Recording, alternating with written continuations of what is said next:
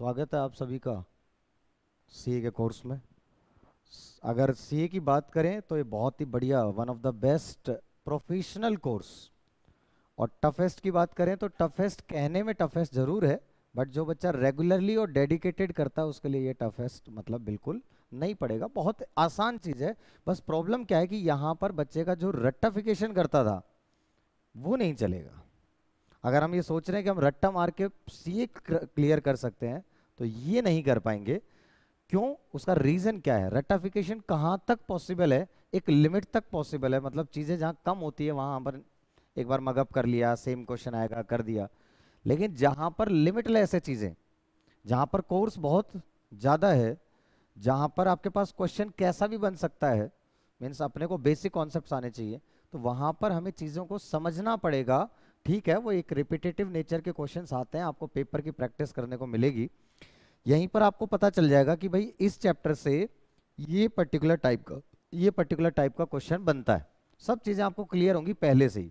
लेकिन कई बार आईसीआई अलग भी चला जाता है, तो ये चीज है कि यहाँ पे अनसर्टेनिटी बहुत है। यहाँ पे ऐसा नहीं होता कि एक चैप्टर अगर 10 मार्क्स का आ रहा है इस अटेम्प्ट में तो अगले में वो आएगा ही आएगा। मे भी हो सकता है कि वो ना ही दे, ऐसा भी पॉसिबल है। कई बार ऐसा होता है एक ही चैप्टर 24-25 मार्क्स का आ रहा है एक अटेम्प्ट में और दूसरे अटेम्प्ट में 0 मार्क्स का आ रहा है। तो ये सारी चीजें थोड़ी अनसर्टेनिटी होती है यहाँ पर। इसके अलावा अगर कोई बच्चा रेगुलर पढ़ रहा है, मेरी गारंटी है आपसे, अगर आपने एक शेड्यूल बना रखा है कि मेरे को डेली पढ़ना है 3 घंटे 4 घंटे, कोई प्रॉब्लम नहीं है। लेकिन वो डेली पढ़ना है, मतलब जैसे रोटी खाना जरूरी है, खाना खाना जरूरी है, उसी तरीके से आपको पढ़ना भी जरूरी है। अगर आप नहीं पढ़ोगे डेली बेसिस पे तो फिर एंटर करने का कोई फायदा नहीं है। पहले ही अपना टाइम वेस्ट क्यों कर रहे हैं? सीधी सी बात है, जब अपने को पता है कि भाई अपने को टाइम वेस्ट, तो टाइम वेस्ट पहले ही ना करें। एक ही चीज रिक्वायर्ड है। मैं ये नहीं कहता 12th क्लास में किसी के 90% होने चाहिए, 95% होने चाहिए, नहीं, कोई मैटर नहीं करता। 40% वाला बच्चा भी कर सकता है सीए, इसमें कोई दिक्कत नहीं है। क्यों? क्योंकि यहाँ पे कुछ ऐसा नहीं है जो अपने को सब चीजें जीरो से सीखनी है। ठीक है, अकाउंट्स एक ऐसा सब्जेक्ट ऐसा है जहाँ पे आपको पहले की नॉलेज लगेगी, और किसी का वीक भी था तो भी कोई प्रॉब्लम नहीं है, जीरो से ही पढ़ाया जाएगा, उसको सब चीज़ें समझाई जाएंगी, तो कोई प्रॉब्लम नहीं है। और फिर भी आप में से किसी को कोई प्रॉब्लम हो तो आप पर्सनली बता सकते हैं कि सर ये प्रॉब्लम आ रही है, आप हमें इसका सोल्यूशन दीजिए, उसका सोल्यूशन मिलेगा आपको। लेकिन रेगुलरिटी मस्ट है। ठीक है, अब मैं आपको थोड़ा बहुत सी कोर्स के बारे में, वैसे तो आप लोगों को सबको बता चुका हूँ, बट फिर भी मैं एक बार इन शॉर्ट दो चार चीजें फिर रिपीट कर देता हूं, और फिर अपन थोड़ी थोड़ी बातों पे चलेंगे। सबसे पहले अपन ने बात करी कि सीए के अंदर कितनी स्टेजेस हैं, बताओ। 3 स्टेजेस हैं। एक स्टेज क्या है अपनी? CA foundation. दूसरी स्टेज क्या है? सीए इंटर या इंटरमीडिएट। और तीसरी स्टेज है सीए फाइनल। सीए फाउंडेशन की बात अगर अपन कर लें तो सीए फाउंडेशन का रजिस्ट्रेशन सब कुछ आप लोगों का हो चुका है। इसका जो रिजल्ट की बात कर लें तो मैं ये मत सोचना डरा रहा हूं, 30% रिजल्ट अप्रोक्सीमेट रहता है। पिछले वाले अटेम्प्ट की बात करूं दिसंबर में तो 30.28% रिजल्ट आया था आईसीआई का। ठीक है, ये 30.28 सर का आप सोच रहे होगे सर ये इतना कम क्यों, है ना? आपके दिमाग में आ रहा होगा सर 100 बच्चे बैठ रहे हैं और 30 बच्चे पास क्यों हो रहे हैं? तो बस ये 30 कौन से बच्चे पास हो रहे होंगे? जो रेगुलर पढ़ रहे होंगे। पढ़ने वाले तो सभी हैं, लेकिन जो कंसिस्टेंट पढ़ रहे होंगे, रेगुलरिटी के साथ सही डायरेक्शन में वर्क कर रहे होंगे, वो पास हो रहे होंगे। यहाँ पर यही आपके पास 15% से 20% के अराउंड रहता है। अब सोचो जो बच्चे 30 निकले 100 में से, वो सारे पढ़ने वाले थे, और फिर उस पढ़ने वाले में से भी आपके पास में और कम हो गए, तो वो भी क्या है? कंसिस्टेंसी। मैं वही कह रहा हूँ, पढ़ना इंटेलिजेंट होना नहीं है। मैंने बहुत बच्चे ऐसे देखे हैं एवरेज स्टूडेंट जो सीए बने हैं, बनते हैं, एक आधा अटेम्प्ट एक्स्ट्रा लग जाएगा लेकिन बन जाएंगे सीए। लेकिन सबसे ज्यादा जो मस्ट है वो क्या है? रेगुलरिटी। और यहाँ पर भी ये 10% के अराउंड रहता है। ठीक है, ये तो बढ़ गया 10%, पहले तो और भी कम रहा करता था। तो अल्टीमेटली जो 2-3% कहते हैं, तो अगर यहाँ पे 100 बच्चे चले तो आप सोचो 100 का 30% 30 हो गया, 30 का 15 या 20%, 30 का 20% कितना हो गया? 6। और 6 का अगर 10% लगाए तो 0.6। तो 100 बच्चे करेंगे तो मतलब एक भी नहीं, अगर 200 करेंगे तो जाके एक सीए बनेगा।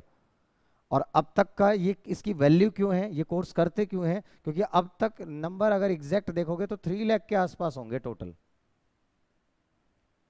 पूरे इंडिया में 3 या 3.5 लाख के आसपास हो गए, एग्जैक्ट नंबर अपन देख लेंगे अगर कैलकुलेट देखना है तो अपने को गूगल पे। तो अपन ने कहा कि 3-3.5 लाख टोटल सी है बस अब तक। 135 करोड़ की आबादी में सिर्फ 3 लाख 3.5 लाख में अपने आप को काउंट करवाना कितना अच्छा लगता होगा, उस दिन प्राउड फील होता होगा। उस दिन आपसे कोई कहे कि तूने किया क्या है, तो आप बता सकते हो कि मैंने ये किया है, जो तुम नहीं कर सकते वो हमने किया है। बात समझ में आ गई? तो वो चीज़ है, वो एक अपने आप में जो कॉन्फिडेंस, देखो चीज़ें अचीव कर कर कॉन्फिडेंस आता है। आप लाइफ में कोई चीज़ अच्छी कर लोगे ना अचीव, आप में अपने आप कॉन्फिडेंस आ जाएगा। और वो कॉन्फिडेंस हर जगह रिफ्लेक्ट करता है, इंसान के बिहेवियर से लेकर बात करने के तरीके में हर जगह कॉन्फिडेंस आता है। जिसमें कॉन्फिडेंस नहीं होगा वो ऑब्वियसली इंडस्ट्री के अंदर काम करने में दिक्कत करेगा। रीजन क्या है कि हमें आना चाहिए, बोलना आना चाहिए, जो नॉलेज है वो सामने वाले को बताना चाहिए। क्लियर है? मैं कॉन्फिडेंटली क्यों कह देता हूँ आप लोगों को रिजल्ट की गारंटी, आप आओ तो सही, कोई प्रॉब्लम नहीं है। क्यों? क्योंकि हमने वो करके दिखाया है। पहली बार करने में ये प्रॉब्लम में आती है प्रॉब्लम, लेकिन उसके बाद में हम जब रिजल्ट दे रहे हैं परमानेंट, तो हमें पता है कि हम बच्चे को आराम से कह सकते हैं कि भाई कोई दिक्कत नहीं है, हर चीज़ करवाऊंगा आपको बिल्कुल इस तरीके से कि आपको कोई प्रॉब्लम नहीं आएगी। तो पहली चीज़ तो आपको क्लास में कभी भी कोई डाउट हो तो आपको बोलना है, ठीक है? हमारी तो टैगलाइन ही क्या है? A place of confidence, achievers point a place of confidence. उसका रीज़न यही था कि बच्चों को कॉन्फिडेंस नहीं होता है, बच्चों को आता तो है कुछ लेकिन उतना कॉन्फिडेंस नहीं होता। क्यों नहीं होता? क्योंकि परफेक्शन नहीं आता। तो आपको वो परफेक्शन डेवलप करना है, जिससे कोई भी चीज़ हो तो हमें, देखो कॉन्फिडेंस का मतलब होता है कि सामने वाले ने कुछ पूछा, आता है तो करेक्ट आंसर करो, नहीं आता है कॉन्फिडेंटली मना कर दो नहीं आता। This is known as confidence. इसको कहते हैं कि भाई कॉन्फिडेंस है, आप कोई चीज़ अचीव कर सकते हैं। तो ये सारी चीज़ें, तो आपको समझ में आ गया कि कितना इंपॉर्टेंट कोर्स है ये। इसका स्कोप कभी भी कम नहीं होगा, सीधी सी बात है। ऑन एन एवरेज 1 लाख रुपए की सैलरी आपकी कहीं पर भी नहीं गई है, बाकी आपकी किस्मत है, नॉलेज है और टैलेंट है। 2 लाख भी स्टार्ट हो सकती है आपकी, और ये स्टार्टिंग की बता रहा हूँ, खत्म करने की नहीं बता रहा हूँ, स्टार्टिंग की। क्लियर है? तो स्टार्टिंग में तो एज में कितना, आज से 17-18 साल के हो गया, आज आप 5 साल और लगा लो, मीन्स 22 या 23 साल के अंदर अगर आपको इतना पैसा मिलना स्टार्ट हो जाए तो वो कम नहीं है, ठीक है? और जितना आप ये करोगे उतना तो आर्टिकलशिप में आपको मिल भी जाएगा। तो आर्टिकलशिप के अंदर खर्चा कर रहे हैं तो आर्टिकलशिप में 5,000 का स्टाइपेंड तो मिनिमम है। आप बिग फोर्स वगैरह में करेंगे तो वहाँ पे 10,000, 12,500 और 15,000, 20,000 तक भी मिलता है स्टाइपेंड। तो वहाँ पर आपको ठीक ठाक पैसा भी मिलता है, ऐसा भी नहीं। इसके बारे में सब कुछ सबको पता ही है, बार बार बात हो चुकी है। कितने पेपर हैं? 4 पेपर हैं, बताते रहे अब तो फटाफट। Paper number 3, paper number 4। पहले जो 2 पेपर हैं वो कैसे रहेंगे? अकाउंट्स,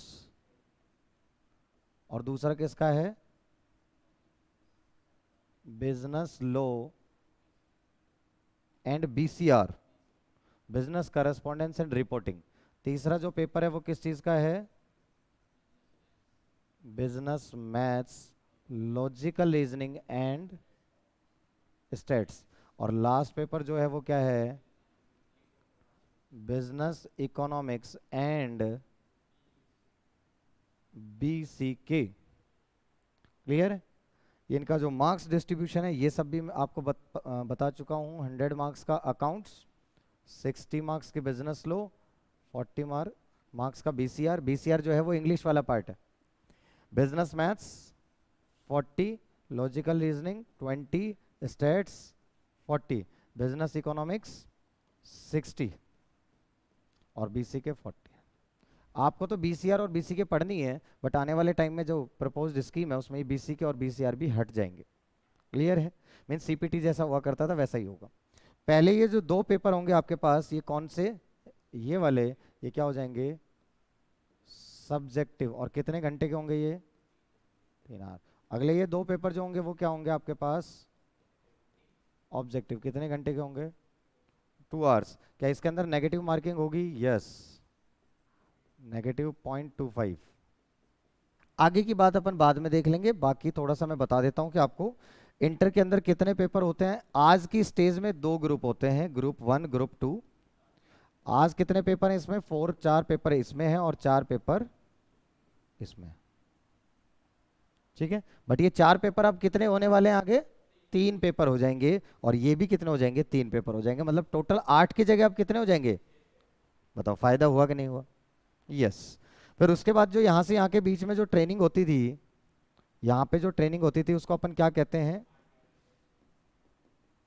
आर्टिकलशिप, ये पहले होती है 3 साल की।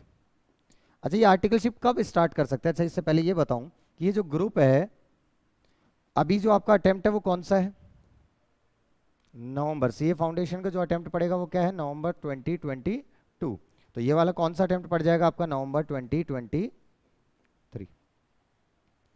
अब आपके पास चॉइस है नवंबर 2023 के अंदर कि आप ये वाले 4 पेपर देना चाहते हैं, ये वाले 4 देना चाहते हैं, या 8 के 8 देना चाहते हैं।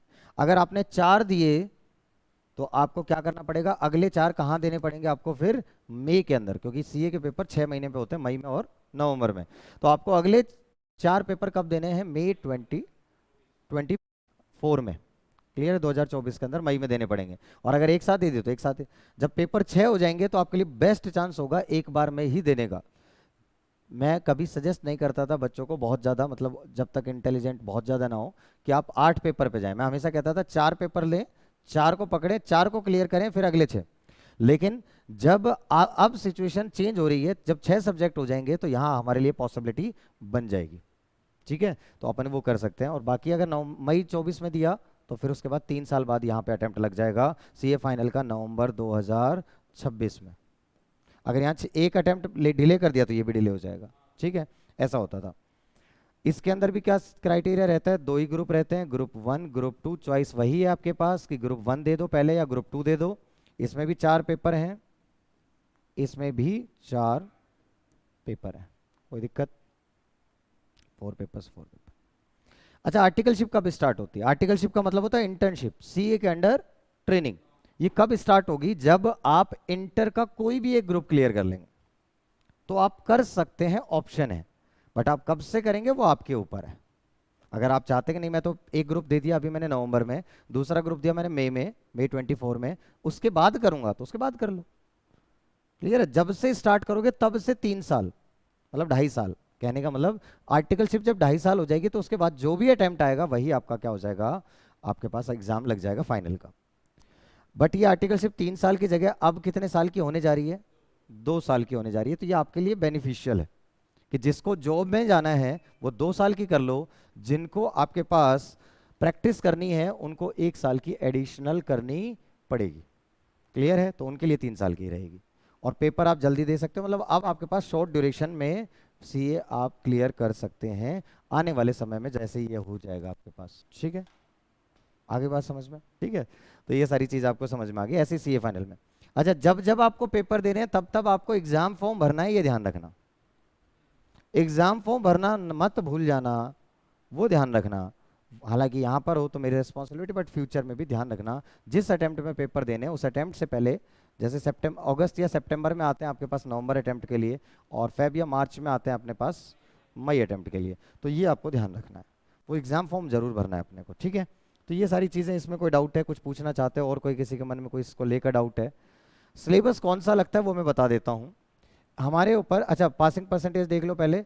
इंडिविजुअल सब्जेक्ट में कितने मार्क्स चाहिए होते हैं अपने को? 40% मार्क्स। और एग्रीगेट में कितने चाहिए? 50। एक भी सब्जेक्ट में 39 आ गए, 200 250 नंबर आए, लेकिन एक सब्जेक्ट में 39 आ गए, क्या चारों पेपर दोबारा देने पड़ेंगे? यस। एक बच्चा ऐसा भी फेल हुआ है मेरे पास पिछले से पिछले अटेम्प्ट में, जिसके 200 थे एग्जैक्ट, लेकिन लो के पेपर में 31 आए, फेल हो गया। क्लियर है? एक बच्चा ऐसा भी था मेरे पास, इससे पहले से पहले वाले अटेम्प्ट में एक पढ़ने वाली बच्ची थी, 195 सब में पास, 40%, बट एग्रीगेट नहीं बना, 195। तो ये दोनों सिचुएशंस हो सकती हैं, पेपर सारे देने पड़ेंगे। क्या फाउंडेशन में कोई एग्जेम्पशन का कॉन्सेप्ट है? नहीं। एग्जेम्पशन किसको बोलते हैं अपन? कि अगर किसी पेपर में आपके कितने मार्क्स आए, 60 या 60 से ज्यादा आए, तो वो पेपर आपको अगले 3 अटेम्प्ट तक देने की जरूरत नहीं पड़ेगी। तो एग्जेम्पशन का कॉन्सेप्ट यहां नहीं है।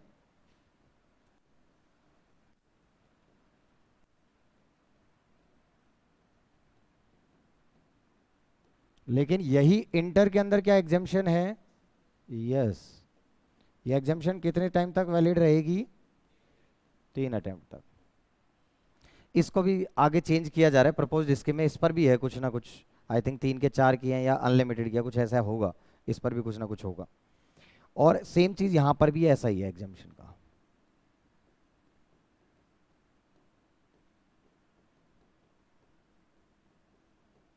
क्लियर है? ये पूरी जर्नी थी। और कोई चीज़ मन में सवाल हो आर्टिकलशिप के रिगार्डिंग या कुछ और इस स्टेज के रिगार्डिंग, तो आप मेरे से पूछ सकते हैं, बताइए, मैं उसका आंसर कर दूंगा। अदरवाइज मेरे हिसाब से मैंने इसमें सब कुछ कवर कर लिया कि CA foundation, CA intermediate, CA final, ये कैसे कैसे होगा। आपको आर्टिकलशिप तक रेगुलर कॉलेज में भी कोई प्रॉब्लम नहीं आती है। सिर्फ आप आर्टिकलशिप और रेगुलर कॉलेज एक साथ नहीं कर सकते। तो क्या तो आपको रेगुलर कॉलेज 1 साल का बचा है तो पहले 1 साल का कॉलेज और उसके बाद आर्टिकलशिप स्टार्ट करो, या फिर वहां से फिर स्विच करो। एक साथ नहीं चलती है। मैक्सिमम केसेस में आईसीए आपको नोटिस दे देता है कि नहीं, दोनों में से एक चीज़ करो। ठीक है, इस तरीके का पीरियड रहता है यहाँ पर, तो ये चीज़ ध्यान रखनी है। बट अभी ग्रेजुएशन 4 साल की हो जाएगी दिल्ली यूनिवर्सिटी में, तो 4 साल की शायद इस तुम्हारे वाले सेशन में क्या 4 साल की है ना? इस वाले सेशन में जो एडमिशन ले रहे हो, दिया है कुछ ऐसा? बता रहे थे मुझे, बच्चों ने तो यही बताया कि इस साल से ही 4 साल की ग्रेजुएशन होगी, इस वाले जो बच्चे तुम लोग जाओगे तो 4 साल की। अब सोचो 4 साल ग्रेजुएशन पे लगाओगे दिल्ली यूनिवर्सिटी में, इससे बढ़िया 4 साल में सीए बन जाओ। और इंटरमीडिएट के बाद आपको एक सर्टिफिकेट दे रहे हैं वो बीए का, bachelor of audit and accountancy, कुछ अकाउंटिंग इस तरीके का। तो वो आपके पास में बैचलर की डिग्री आपको मिल रही है, तो आपको कोई दिक्कत ही नहीं है, कॉलेज वालेज की भी टेंशन ही नहीं है। और फिर भी करना चाहते हो अलग से बीकॉम वीकॉम, तो वो सब इग्नू से भी किया जा सकता है 6 मंथ्स में। और आप बाकी चाहें तो डीयू में रेगुलर जरूर लें। मैं हमेशा बच्चे को कहता हूँ कि आप रेगुलर एडमिशन ले लें, थोड़े टाइम एक्सपीरियंस लें। एक्सपीरियंस लेने के बाद आपको अपने आप समझ में आ जाएगा आपके लिए क्या बेस्ट है। इस स्टेज पर अपने दोस्तों को समझाएं, जिनको कुछ समझ में नहीं आता, जो कंफ्यूज होते हैं, उनको कहिए कि बेस्ट अपने ऑप्शंस ओपन रखें। 6 महीने, 8 महीने, 1 साल बाद आपकी मैच्योरिटी लेवल बढ़ेगी, आपको खुद समझ में आ जाएगा कि आपके लिए क्या बेस्ट है, और आप फिर चूज कर सकते हैं। आपको किसी के सुनी सुनाई बातों पर भरोसा करने की जरूरत नहीं पड़ेगी, है ना? ऐसी चीजें करें। अभी जैसे एक बच्चे एसीसीए करना चाह रही है, एसीसीए। अब एसीसीए बेसिकली फॉरेन इंटरनेशनल कामों को लेकर है ऐसा ही, अकाउंट्स चाहिए जैसा ही है वो, अकाउंटिंग के अंदर आपके पास में, लेकिन वो mainly foreign taxation, international transactions के रिगार्डिंग है। अब वो इंडिया के अंदर स्कोप ऑब्वियसली थोड़ा कम होगा, एमएनसीज वगैरह में ही काम होगा। तो आप जब सीए करने के बाद एसीसीए करना चाहें तो 4 पेपर देकर आप एसीसीए कर सकते हैं। तो बेटर ऑप्शन कौन सा है कि सिर्फ एसीसीए कर लो फिर सीए बाद में करो, या पहले सीए कर लो, एसीसीए करना है तो 4 पेपर देंगे और एसीसीए भी बन जाएंगे, जिसमें हमारा स्कोप ज़्यादा हो जाएगा। तो ऐसे अपने दोस्तों को समझाने की ज़रूरत रहती है। अगर कोई कंफ्यूज हो कि भाई कॉलेज भी कर ले साथ साथ, तेरे को सीए करना है, अभी मन नहीं भी है ना, तो भी ऑप्शन रख, ऑप्शन रख। 6 महीने में फाउंडेशन क्लियर कर लेना साथ साथ, जब तक कॉलेज में जाएगा। आगे चाहे तो 6 महीने बीच में गैप ले लेना, अपने आप समझ में आ जाएगी, मैच्योरिटी आ जाएगी कि आपके लिए क्या बेस्ट है, कॉलेज जाने में कुछ बेनिफिट है या कॉलेज में जाने में कोई बेनिफिट नहीं है, आपको खुद को समझ में आ जाएगी और बात क्लियर हो जाएगी आपको। तो आपको दूसरों के भरोसे पर आपको डिसीजन लेने की जरूरत नहीं पड़ेगी, आप खुद समझदार हो जाएंगे उस टाइम तक।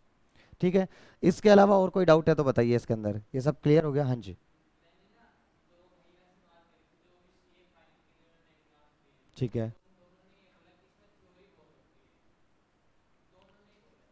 देखो थ्योरी बहुत होती है ऐसा नहीं है, लेकिन वो जो थ्योरी होती है वो प्रैक्टिकल होता है, समझ रहे हो? जैसे टैक्स सब्जेक्ट है, टैक्स में बताया जाएगा किसी की इनकम है तो उस इतनी इनकम होगी तो इतना लगेगा, इतनी इनकम है तो ये सरचार्ज लगेगा, इसके ऊपर ये लगाएंगे, वो सब थ्योरी में लिखे देंगे आपको। लेकिन वो एक्चुअल में है क्या? प्रैक्टिकल। भाई प्रैक्टिकल अकाउंट्स की भी जब हम पढ़ते हैं कोई चैप्टर, एनपीओ पढ़ा तो एनपीओ पहले थ्योरी में दे रखा होगा ना, फिर उस पर बेस्ड क्वेश्चंस आते हैं। ऐसी टैक्सेशन भी प्रैक्टिकल सब्जेक्ट है। बीकॉम के अंदर ज़्यादा थ्योरी पूछता है, सीए के अंदर ज़्यादा प्रैक्टिकल पूछता है। ठीक है, तो आपका कौन सा सब्जेक्ट? कॉस्टिंग आपके पास में पूरा का पूरा प्रैक्टिकल सब्जेक्ट है, अकाउंट्स आपके पास पूरा का पूरा प्रैक्टिकल सब्जेक्ट है, आपके पास टैक्स पूरा का पूरा प्रैक्टिकल सब्जेक्ट है। बट वो प्रैक्टिकल थ्योरी में गिवन है, वो हमें थ्योरी में चीज़ें दे रखी होंगी, समझा रखी होंगी, बट हैं वो प्रैक्टिकल लाइफ से।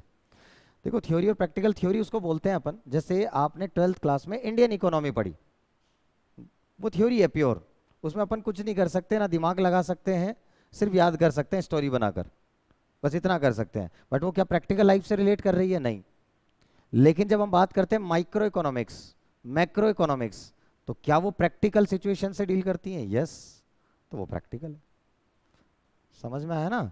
तो हमेशा प्रैक्टिकल सब्जेक्ट के अंदर भी थोड़ी बहुत थ्योरी होगी, बट आपका पूरा अकाउंट्स प्रैक्टिकल है, आपका पूरा एफएम प्रैक्टिकल है, पूरा कोस्टिंग प्रैक्टिकल है, वहाँ पे तो थ्योरी बिल्कुल ना के बराबर ही है।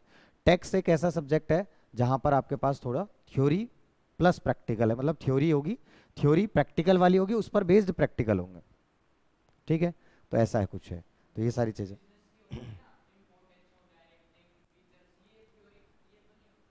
ऐसा नहीं होगा।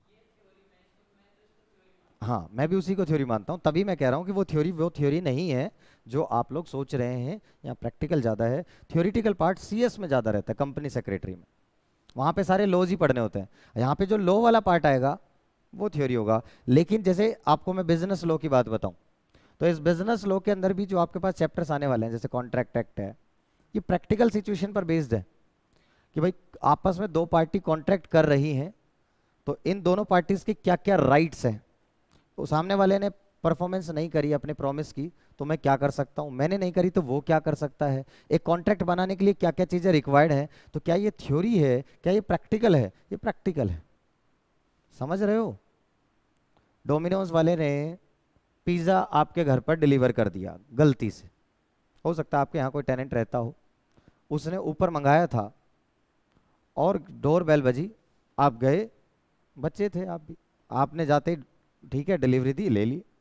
अच्छा, आपके घर में और छोटे भाई बहन हो, उन्होंने सीधा पिज़्ज़ा लिया, इतने में तो आप बात कर रहे हो, इतने में तो साफ आप कह रहे हो भाई मैंने तो मंगाया नहीं। तो अब जब मैंने मंगाया नहीं तो मैं पैसे किस बात के दूं? आप मना करोगे कि भाई जब मैंने मंगाया ही नहीं तो मैं किस बात के पैसे दूं? लेकिन खा तो लिया आपने, तो क्या पैसे देने पड़ेंगे? यस। ये कुछ इस तरीके के कॉन्ट्रैक्ट्स होते हैं जो लो इम्पोज कर देता है, इनको बोलते हैं क्वासी कॉन्ट्रैक्ट। जो लो के द्वारा कॉन्ट्रैक्ट बन जाते हैं वो क्वासी कॉन्ट्रैक्ट। तो अब ऐसे एग्जाम्पल ऐसे ऐसे मिलेंगे, ऐसे बढ़िया बढ़िया चीजें मिलेंगी। अब किसी ने मेरे अकाउंट में गलती से पैसा डाल दिया, क्या मेरी रेस्पॉन्सिबिलिटी है कि मैं उसको वापस लौटाऊं? यस। कानून कहता है मुझे कि अगर उसके पास प्रूफ है कि मैंने पैसा गलती से डाल दिया तो मेरे को वो पैसा लौटाना पड़ेगा, है ना। एक पेरेंट्स ने डाल दिए थे 50,000 मेरे अकाउंट में डाल दिए, फिर फोन आया सर गलती से आ गए, तुरंत रिवर्ट किया। तो ये आपके पास ऐसे प्रैक्टिकल एग्जांपल्स के साथ, मतलब बहुत इंटरेस्टिंग सब्जेक्ट है लो भी।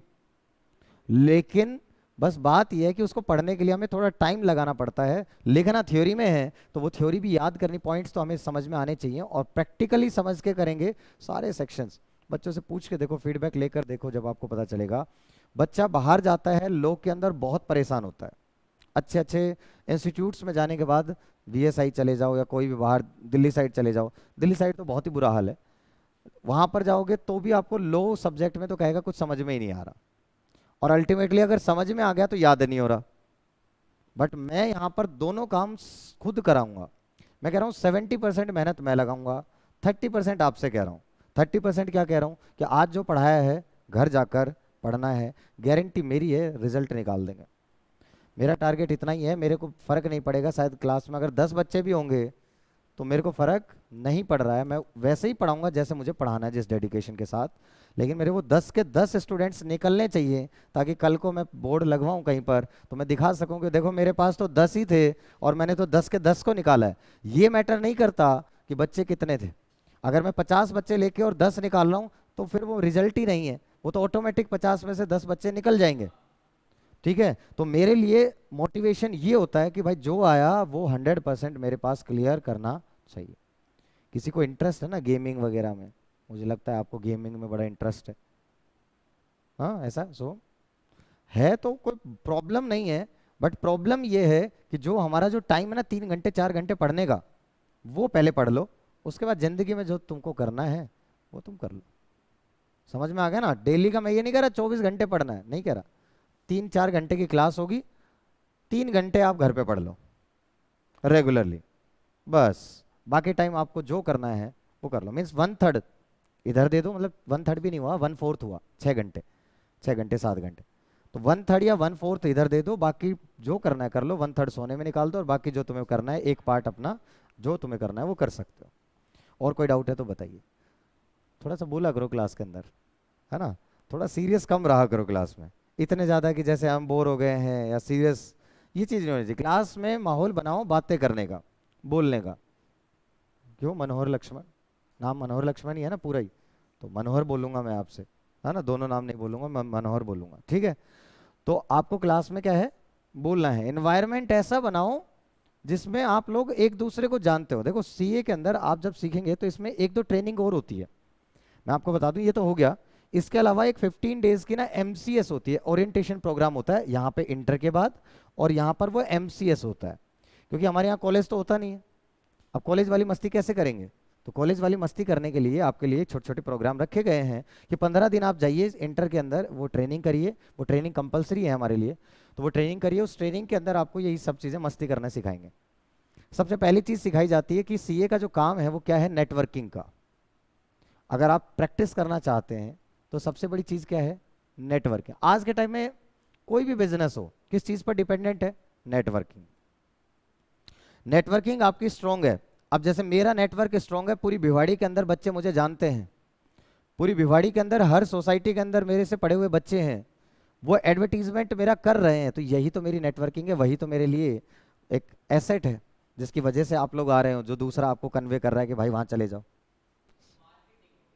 मार्केटिंग, लेकिन मार्केटिंग में भी बिजनेस कहाँ से आ रहा है, नेटवर्किंग के थ्रू। यही तो नेटवर्किंग, मार्केटिंग भी क्या हुई, नेटवर्किंग से सारे काम होते हैं।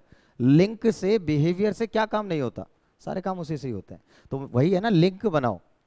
तो अब जैसे यहाँ पर बच्चे बैठे हैं क्लास के अंदर, अब किसी के पेरेंट्स बिजनेस करते हैं, किसी के पेरेंट्स जॉब करते हैं, है ना, हो सकता है कोई एक रॉ मटेरियल सप्लायर भी यहीं पर हो सकता है उनके जो फिनिश गुड्स का जो कंज्यूमर है वो भी यहीं पर हो।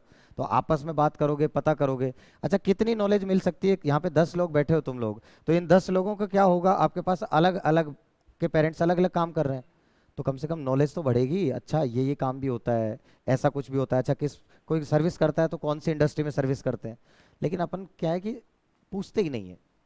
ये सबसे बड़ी प्रॉब्लम है कि अपन एक दूसरे से कन्वर्सेशन नहीं करते, और कन्वर्सेशन भी करते हैं तो नाम तक पूछ लेते हैं, बस उतना ही कर लेते हैं, बाकी नहीं पूछते हाँ भाई पापा क्या करते हैं, कहाँ रहते हो, सारी चीज़ें। मतलब हमें एक दूसरे को जानना है, ये चीज़ें हमें सिखाई जाती हैं कि हमें एक दूसरे को जानना है। ऐसा नहीं कि बस बाय फेस जानते हैं, नहीं, आपको पता होना चाहिए कि इसके पापा क्या करते क्या है। इन केस कभी जरूरत पड़ जाए, क्या पता किसकी कहाँ जरूरत पड़ जाए लिंकेज में, पहले नॉलेज होगा दिमाग में तो कभी ना कभी जरूरत पड़ेगी, तो उस बंदे को याद कर लोगे, अच्छा यार ये आइटम तो वो बनाते हैं, तो उनको याद करता हूँ, ऐसा होता है। ठीक है, तो ये चीज़ें भी आपको सीखने को मिलेंगी ट्रेनिंग के दौरान। ये तो पूरा कोर्स की बहुत बार बात हो चुकी है, तब ये थोड़े बच्चे बोर हो गए हैं, है ना, बहुत बार पढ़ चुके हैं कि सर क्या यार, सर बोर कर दिया आपने हमें, है ना, ऐसा ही हो रहा है ना, सर नींद सी आ रही है, अब आप बार बार एक ही चीज़ पढ़ाओगे तो क्या करें। चलिए, तो ये बात आपको समझ में आ गई।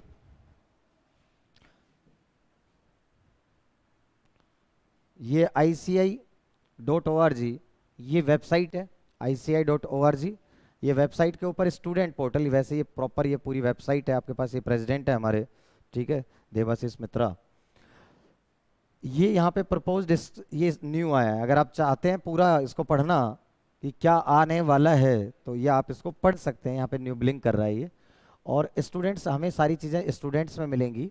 अपना जो स्टडी मटेरियल है वो अपने को BS नॉलेज पोर्टल में मिलेगा, वहाँ पे अपन फाउंडेशन कोर्स में जाएंगे। फाउंडेशन कोर्स में जाने के बाद यहाँ आपके पास सिलेबस आ गया और पेपर आ गए। अगर आपको पूरा सिलेबस देखना है कि किस में कौन कौन सा सिलेबस है तो वो आप यहाँ से देखें। अगर आपको 4 पेपर की बात करनी है तो चारों पेपर यहाँ से हो जाएंगे, यहाँ तक कोई दिक्कत। पेपर बता चुका हूँ, ये 100 मार्क्स का है, ये 60, ये 40, ये 40 20 40 60 और 40, यहाँ तक कोई डाउट। तो ये आपको समझ में आ गया। इसके अंदर अगर हम एक पेपर के अंदर चलते हैं तो अपने पास क्या आ जाएगा, स्टडी मटेरियल। स्टडी मटेरियल आपके पास जो बुक्स हैं जो आई हैं, रजिस्ट्रेशन करवाने के बाद जो बुक्स आपके पास आएंगी, आपने करवा चुके हो रजिस्ट्रेशन, अभी नहीं करवाया, करवा लो रजिस्ट्रेशन, अभी आपने भी नहीं करवाया। 30 जून से पहले पहले आपने रजिस्ट्रेशन करवाया कि नहीं करवाया, अभी नहीं करवाया, तो आप इसको रजिस्ट्रेशन करवा लें 30 जून से पहले पहले। और मैं कहूँगा जितना जल्दी है उतना। रीज़न क्या है कि अपने को ये बुक्स चाहिए, किसी के झांसे में मत आना कि वो अलग से बुकलेट्स देते हैं, उसके अंदर इतना मटेरियल है। आप एक बार इसको खोल कर देख लो, जिनके पास बुक्स आ गई हैं एक बार खोल कर देखना, अगर इसको कंप्लीट कर लो तो मान जाऊं, समझ रहे हो। तो अपने पास इतना मटेरियल है, लेकिन मैं आपको ये सारा क्लास में ही कवर कराऊंगा टोटल, यही इतना बहुत ज़्यादा है। इसके अलावा अच्छा, ये तो स्टडी मटेरियल, फिर रिवीजन टेस्ट पेपर भी है, फिर मॉक टेस्ट पेपर भी है, तो ये मटेरियल बहुत है अपने पास। ये मत सोचो कि क्वेश्चंस की कमी होगी, कर नहीं पाओगे, उससे ज़्यादा मटेरियल अपने पास। ठीक है, रजिस्ट्रेशन करा लें, आपकी बुक्स आ चुकी हैं, आपकी भी आ चुकी हैं, आपकी तो है ही आ चुकी हैं। आ चुकी हैं। मीन्स आपको रजिस्ट्रेशन अभी करवाने की रिक्वायरमेंट है, जल्दी कराएंगे, जल्दी बुक आएंगी। रीज़न क्या है, रजिस्ट्रेशन कराने के 2-3 दिन बाद मेल आता है सीडीएस साइट पे, फिर बुक ऑर्डर करनी पड़ती है, फिर हफ्ता 10 दिन उसमें भी लग जाता है। तो अभी भी करवाओगे तो 10 से 15 दिन के बुक्स का टाइम आपको लग जाएगा, तब तक फिर आपको दिक्कत होने लगेगी, पीडीएफ से काम चलाना पड़ेगा, प्रिंट आउट से काम चलाना पड़ेगा, वो सारी चीज़ें आपको करनी पड़ेंगी। तो इससे बेटर है कि अपन क्या करें, रजिस्ट्रेशन करवा लें। आपको बता देना कहीं लैंग्वेज इशू हो, कोई चीज़ समझने में प्रॉब्लम हो, है ना, मुझे बता देना, मुझे कोई प्रॉब्लम नहीं है। यार रजिस्ट्रेशन प्रोसेस अलग से कर लें, क्लास के बाद कर लें, मतलब ये बच्चों को डिस्टर्ब करने के बजाय अपन उसको बाद में कर लेते हैं। रजिस्ट्रेशन प्रोसेस में वैसे कुछ ऐसा है नहीं, यहाँ पे आप जाओगे तो यहाँ पे फॉर्म आएगा आपके पास, चार्टेड अकाउंटेंसी कोर्स, ठीक है, कोर्स का पूरा प्रोस्पेक्टस दे रखा है, ट्रेनिंग गाइड दे रखा है, स्टूडेंट्स एप्लीकेशन, ये आ गया आपके पास, 1 मिनट रुको, ठीक है। आप डायरेक्ट डालेंगे ना, यहाँ पर आ रहा होगा ई सर्विसेज, ई सर्विसेज में आप जाओगे, यहाँ पे क्या आएगा, स्टूडेंट सर्विसेज, स्टूडेंट में आ जाएगा informative videos, study activity portal, ये हो गया आपके पास है, practical training reading, entry level forms हैं ये, तो यहाँ पे फॉर्म दे दिया अब आपको, तो एंट्री लेवल फॉर्म पे ही तो जाना है अपने को, तो अपने को फॉर्म भरना है, ये live revision classes, self service portal, तो अपने को एंट्री लेवल फॉर्म्स पे चलना है। जब एंट्री लेवल फॉर्म्स पे जाएंगे तो डायरेक्ट ये खुल जाएगा, यहाँ से आपको रजिस्ट्रेशन करना है, तो ये आपके पास इसमें ऑप्शन देगा, देखो पर्सनल डिटेल्स दोगे रजिस्ट्रेशन में, सैल्यूटेशन आ जाएगा आपके पास मिस्टर, ठीक है, उसके बाद यहाँ नाम आ जाएगा, मिडिल नेम, लास्ट नेम, अगर एक ही है आपके पास, सरनेम नहीं है नाम में, तो जैसे मेरा हरपाली है सिर्फ डॉक्यूमेंट्स में, तो मैं यहीं डालता हूँ, फर्स्ट नेम मैंडेटरी है, वो पता ही है आपको, सब कुछ भरना आता ही आपको। मेल डाल दो, यहाँ पे मेल हो जाएगा, डेट ऑफ बर्थ हो जाएगा आपके पास में, ईमेल एड्रेस डाल दोगे, कंफर्म कर दोगे ईमेल एड्रेस को, कंट्री कोड 91 है अपना, मोबाइल नंबर डाल दोगे, कंट्री कोड कंफर्म करके मोबाइल नंबर दोबारा डाल दोगे, कंट्री नेम नेशनलिटी इंडियन आ जाएगा। इस पे करोगे जनरेट ओटीपी, जो नंबर डालोगे यहाँ पर वो नंबर आपके पास होना चाहिए, एक्टिव होना चाहिए, उस नंबर पे ओटीपी आएगा, यहाँ ओटीपी डालोगे, वेरीफाई हो जाएगा, आगे डिटेल्स मांगेगा, वो कर लो, वो जो पूछेगा वो कर दो, सबमिट कर दो, यहीं से हो जाएगा काम। क्लियर है, समझ में आ गया? वो आपकी मेल आईडी जो यहाँ डालोगे उस पर मेल आएगी आपके पास, एक टेक्स्ट भी आएगा, दोनों टेक्स्ट भी आता है और मेल भी आता है, दोनों तरीके से आएगा आपके पास, वो आपको देगा, ठीक है। आगे बात समझ में, ये चीज़ हो जाएगी। तो ये रजिस्ट्रेशन की बात होगी। अब चलते हैं स्टूडेंट्स में। अब ये देखो ना, कुछ टाइम पहले तक ये सब प्रॉब्लम रहती थी, अब ये पैनल वैनल लगवाने के बाद ये प्रॉब्लम ही खत्म हो गई है। अब बच्चा जो कहता है फटाफट फटाफट निकाल लो दिखा दो, पहले ये बड़ा इशू रहता था स्टार्टिंग में पढ़ाने में। ये पहला बैच है सीए फाउंडेशन का जिसके अंदर इस पैनल से पढ़ा रहा हूँ, क्योंकि मैंने जनवरी में ही इंस्टॉल करवाया है, ठीक है। तो इसलिए इस बैच की तो प्रॉपर रिकॉर्डिंग्स भी चाहिए, इससे पहले वाले बैच की मेरे पास प्रॉपर रिकॉर्डिंग्स है, तो किसी को जल्दी करना हो, कुछ और समझना हो, तो वो रिकॉर्डिंग्स तो है ही अपने पास, प्लस ये वाली रिकॉर्डिंग्स भी आप लोगों को अवेलेबल हो जाएंगी, ठीक है। ठीक, इसके बाद बीओएस नॉलेज पोर्टल पे आ गए, फाउंडेशन कोर्स, फाउंडेशन कोर्स में पेपर नंबर 1 4 पेपर थे, ये बता दिया मैंने। स्टडी मटेरियल क्लियर हो गया, बुक वाली आ गई जिसमें बुक है पूरा मटेरियल, इसका एक एक वर्ड नहीं छूटना चाहिए, एक भी वर्ड, सब पढ़ना है, बहुत इंपॉर्टेंट है। ट्रू फॉल्स पूछेगा, सब इसमें से पूछेगा, भरोसा कर लो मेरी बात पे, सब इसमें से पूछेगा। आपको भरोसा ना हो तो पेपर से मैं मैच करवा के दिखा सकता हूं कि इस वाले क्वेश्चन का ये वाला क्वेश्चन बुक में किस पेज नंबर पे है, ये मैं एनालिसिस कर रहा हूं पिछले 3-4 अटेम्प्ट से, तो मुझे पता है। रिवीजन टेस्ट पेपर्स, ये आपके पास जैसे आपके पास सीबीएसई सैंपल पेपर देता है ना, ऐसे ही रिवीजन टेस्ट पेपर देता है हर अटेम्प्ट से पहले, आईसीआई इशू करता है। ये कोई पेपर नहीं है, इसके अंदर क्या देगा आपको, लिस्ट ऑफ क्वेश्चन देगा, हर चैप्टर से एक एक दो दो क्वेश्चन, मतलब एक एक क्वेश्चन प्रैक्टिस के लिए देगा। तो आप देख सकते हैं कि मई 22 के लिए हर अटेम्प्ट के लिए दे रहा है, तो इसके लिए देखो ट्रू फॉल्स दे दिया, journal entries, capital revenue expenditure का एक क्वेश्चन, कैश बुक का एक क्वेश्चन, रेक्टिफिकेशन ऑफ एरर का एक क्वेश्चन, बीआरएस का एक क्वेश्चन, वैल्यूएशन ऑफ इन्वेंटरीज, मतलब हर चैप्टर का क्या करेगा, एक एक क्वेश्चन आपको दे देगा। कोई डाउट यहां तक? तो रिवीजन टेस्ट पेपर क्लियर हो गया, आरटीपी। सजेस्टेड आंसर्स में जितने पेपर हो चुके हैं अब तक, वो सारे पेपर्स का क्या करेगा, आपके पास में आंसर्स देगा। कितने पेपर हो चुके हैं? फाउंडेशन से पहले क्या हुआ करता था, सीपीटी, सीपीटी हुआ करता था नवंबर 17 तक। मई 18 से आपके पास क्या चल रहा है, सीए फाउंडेशन चल रहा है।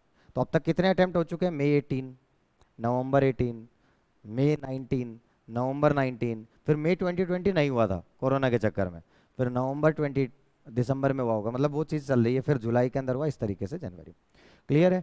मॉक टेस्ट पेपर जैसे आपके पास स्कूल के अंदर प्री बोर्ड्स होते हैं, ऐसे ही आईसीआई कहता है कि अगर आप चाहते हैं कि पेपर प्रैक्टिस करना चाहते हैं तो आप अप्लाई करिए, फीस दीजिए, हम आपके प्रैक्टिस टेस्ट पेपर ले लेंगे, मॉक टेस्ट पेपर, उसका प्रॉपर वो चेकिंग करके। कहाँ देने पड़ेंगे?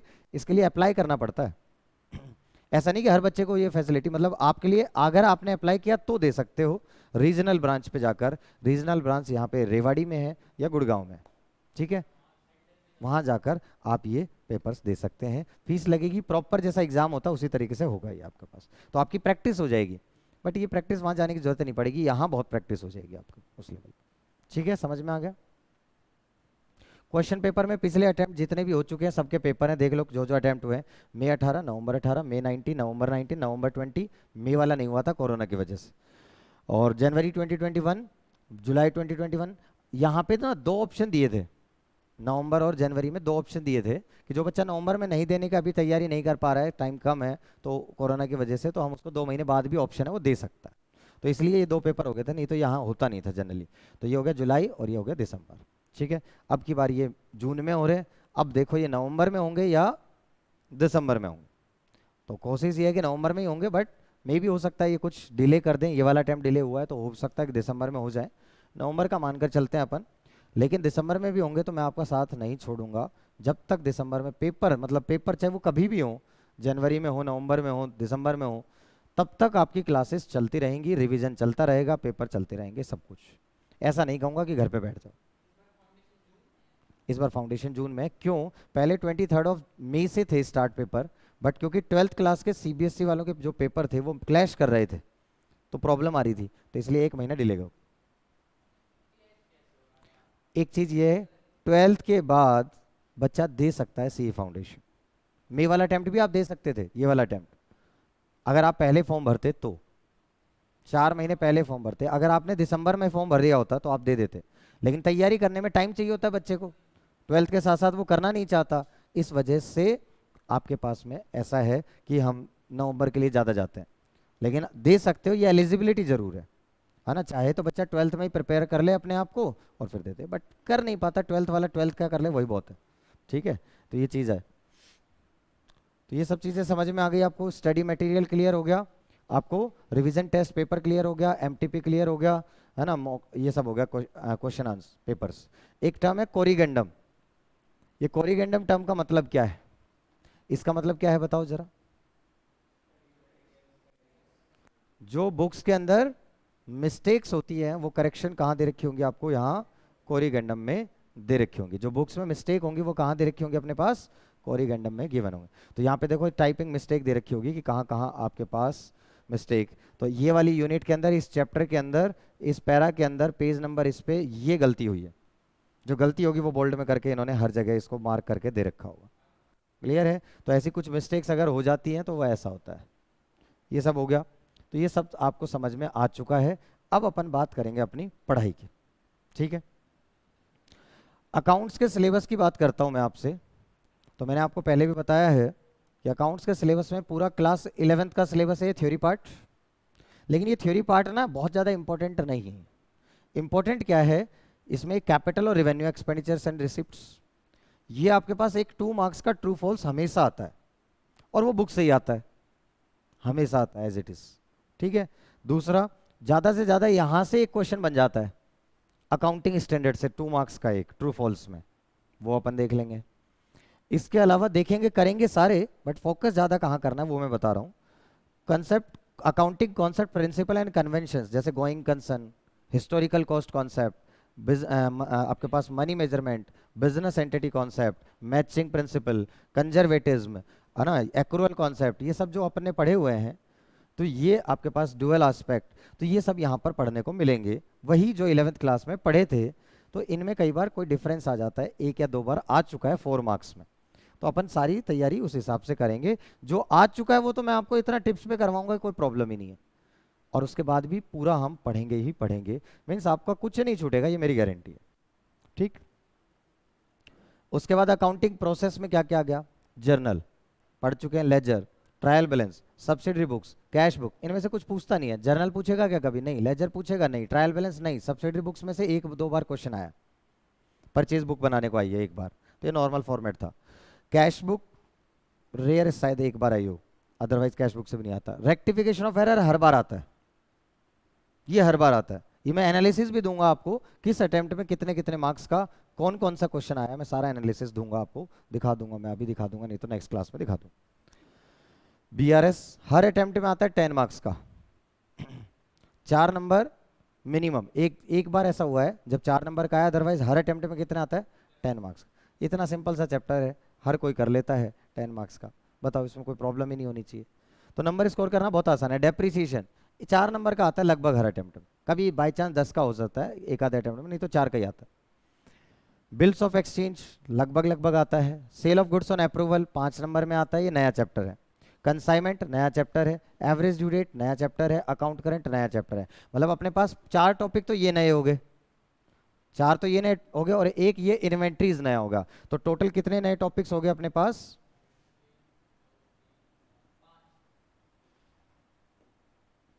ये 5 नए टॉपिक हो गए, एक तो ये हो गया और ये 4 ये हो गए, तो 5 नए टॉपिक्स हो गए टोटल अपने पास।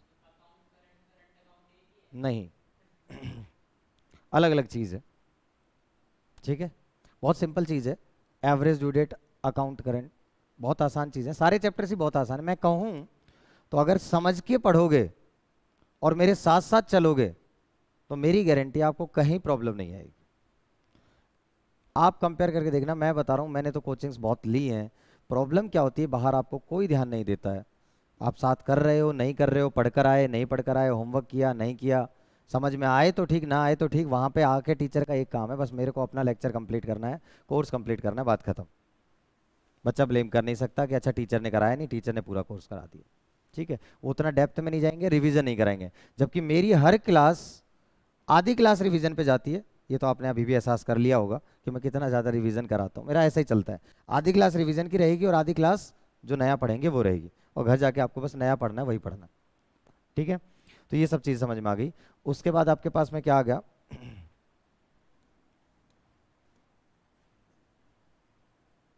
उसके बाद आप देखिए चैप्टर 7 फाइनल अकाउंट्स आ गया। फाइनल अकाउंट आपके पास में सेम वही है, सोल प्रोप्राइटर वाला, तो वही जैसे बनाते थे financial statement with adjustment, without adjustment, ये आ जाएगा आपके पास। इसमें एक मैन्युफैक्चरिंग अकाउंट एक्स्ट्रा बनेगा। मैन्युफैक्चरिंग अकाउंट 2 या 3 अटेम्प्ट में 8 मार्क्स का क्वेश्चन पूछा गया है, तो वो भी आपको बताया जाएगा कि कैसा है। बहुत सिंपल सा है, जैसे ट्रेडिंग बनाते हैं उसी टाइप का है। बस मैन्युफैक्चरिंग में क्या होता है, सिर्फ जो मैन्युफैक्चरिंग कॉस्ट है वो जाती है ना। सिर्फ कॉस्ट ऑफ गुड्स सोल्ड, मतलब कॉस्ट ऑफ गुड्स प्रोड्यूस्ड निकालते हैं, कॉस्ट ऑफ गुड्स सोल्ड नहीं, कॉस्ट ऑफ गुड्स प्रोड्यूस्ड निकालते हैं उसके अंदर। तो वो भी आप सीख जाओगे, सिंपल सा है। पार्टनरशिप, उसके 3 या 4 ही क्वेश्चन है पूरी बुक के अंदर भी, बस वही उसी में से पूछता है, वही 2 या 3 वैरायटी के क्वेश्चन है, उसी में से पूछता है। पार्टनरशिप आपके पास में तकरीबन 20 मार्क्स के अराउंड, एग्जैक्टली तो मैं देख कर बता दूंगा पार्टनरशिप आपके पास में कितने मार्क्स की है। इसमें डिजोल्यूशन नहीं है, ठीक है, तो एग्जैक्टली बता दूंगा। आपके पास 16 मार्क्स का तो एक क्वेश्चन आता ही आता है, ये तो मानकर ही चलो, है ना। बाकी एग्जैक्टली कितने का आता है वो मैं बता दूंगा, अटेम्प्ट्स में देखा हुआ। फाइनेंशियल स्टेटमेंट एनपीओ 10 मार्क्स का आता है हर अटेम्प्ट में, लगभग लगभग हर अटेम्प्ट में 10 मार्क्स का तो रहता ही रहता है। कंपनी अकाउंट्स 15 नंबर का कंपनी अकाउंट्स रहता है, 15 या 20, कभी कभी 15 या तो 20, 15 या 20 नंबर में आता है ये। इसके अंदर देखो रिडम्पशन ऑफ डिवेंचर्स नहीं था, तो वो भी नहीं है, सिर्फ डिवेंचर्स का इशू है। ये टॉपिक है आपके पास, तो इसका मैं एनालिसिस अभी आपको थोड़ी देर में दिखा दूंगा, ब्रेक लेने के बाद जब अपन करेंगे तो मैं सिस्टम पे डाल लूंगा एनालिसिस, मेरे पास एनालिसिस है, तो मैं आपको दिखा दूंगा किस किस अटेम्प्ट में कितना कितना आया है, ठीक है। कोई डाउट यहाँ तक, या मैं आपको दिखाई देता हूँ एक बारी? हाँ जी, यस, तभी कैलकुलेटर ले रखा है यहाँ पर। हाँ, समझ में आया। बिना इसके तो कुछ होगा ही नहीं, इसको तो गर्लफ्रेंड बनाना पड़ेगा अब आपको, समझ रहे हो। बिना कैलकुलेटर के तो कुछ नहीं होने वाला हमसे, होगा ही नहीं, पेपर ही नहीं होगा हमसे। आदत ऐसी डाल दी जाती है, मेरी कैलकुलेशन बहुत फास्ट थी, बट आदत ऐसी डाल दी जाती है कि बिना कैलकुलेटर तो 2+2 भी नहीं करना आपने, क्योंकि कैलकुलेटर धोखा नहीं देगा, दिमाग धोखा दे सकता है, ठीक है, इसलिए। ये आपके पास पेपर एनालिसिस है पूरे पूरे पेपर का, ठीक है। ये पूरे पूरे पेपर का एनालिसिस है। हमारे पेपर में टोटल कितने क्वेश्चंस आते हैं? 6 क्वेश्चंस आते हैं। अकाउंट्स के पेपर की अगर अपन बात करें तो 6 क्वेश्चन रहेंगे हमारे पास। तो आप देखिए 6 क्वेश्चन कौन कौन से होंगे। क्वेश्चन नंबर 1 2 3 4 5 और 6। पैटर्न आपके पास यही रहता है, हर अटेम्प्ट का लिखा हुआ है मैंने। मई 18, नवंबर 18, मई 19, नवंबर 19, नवंबर 20, मई जनवरी 21, जुलाई 21। अभी इसके अंदर ऐड कर दूंगा दिसंबर का, एक ही अटेम्प्ट और गया है इसके बाद, वो मैंने ऐड नहीं किया इसके अंदर, वो भी मैं ऐड करके और आपको ये इसको आपको दे दूंगा, कोई प्रॉब्लम नहीं है, शेयर कर दूंगा आपके साथ। ठीक है, ये बात समझ में आ गई। आप देखेंगे मई 18 के अंदर पहला क्वेश्चन आपके पास, मैं बता दूं 6 पेपर में 6 क्वेश्चंस में से फर्स्ट जो क्वेश्चन होता है वो आपका ऑलवेज क्या रहता है? कंपलसरी। क्वेश्चन नंबर 1 क्या रहेगा? कंपलसरी। सारे क्वेश्चन कितने मार्क्स के होते हैं? 20 मार्क्स के। कितने मार्क्स के होते हैं? 20 मार्क्स के। पहले क्वेश्चन जो कंपलसरी होता है उसमें ट्रू फॉल्स आते हैं 12 मार्क्स के। 6 ट्रू फॉल्स आएंगे, एक ट्रू फॉल्स 2 मार्क्स का होगा, 6 ट्रू फॉल्स आएंगे और 2 क्वेश्चन 4-4 नंबर के आते हैं पहले वाले में। अच्छा, इनका 20 का ना, इसका बाइफर्केशन ऐसा ही रहता है। मैंने बताया कि फर्स्ट क्वेश्चन में ट्रू फॉल्स ऑलवेज आते हैं, देख लो आप। ये 6 मार्क्स के आपके पास ट्रू फॉल्स ऑलवेज रहता है आपके पास में, ठीक है। तो ये आप देखोगे तो आपको ये दिखा देता हूँ और अच्छे से दिखा देता हूँ। मई 18 पहला क्वेश्चन आपके पास में ये 6 मार्क्स का ही रहता है। इसमें सॉरी, पहला क्वेश्चन में 6 पार्ट्स आते हैं। ए पार्ट में 6 ट्रू फॉल्स आते हैं, 6 ट्रू फॉल्स, 2-2 मार्क्स ईच। ये मैंने लिखा है, सारे नंबर लिखे हुए हैं, 1 2 3 सारे 2-2 नंबर के हैं। किस टॉपिक से आए हुए हैं ये लिखा हुआ है मैंने यहाँ पे पेपर एनालिसिस में। तो कैपिटल रिवेन्यू एक्सपेंस से देखो 2 नंबर का यहाँ भी आया है, यहाँ पर भी 2 मार्क्स का आया है, यहाँ पर भी 2 मार्क्स का आया है। इस वाले अटेम्प्ट के अंदर भी आपके पास कैपिटल रिवेन्यू 2 मार्क्स का आया हुआ है। इस वाले अटेम्प्ट में देखोगे तो 2 मार्क्स का आया हुआ है। इस वाले अटेम्प्ट में देखोगे तो 2 मार्क्स का आया हुआ है। इस वाले अटेम्प्ट में नहीं आया, ठीक है, यहाँ पर नहीं आया। लेकिन इसके अंदर क्या आ गया?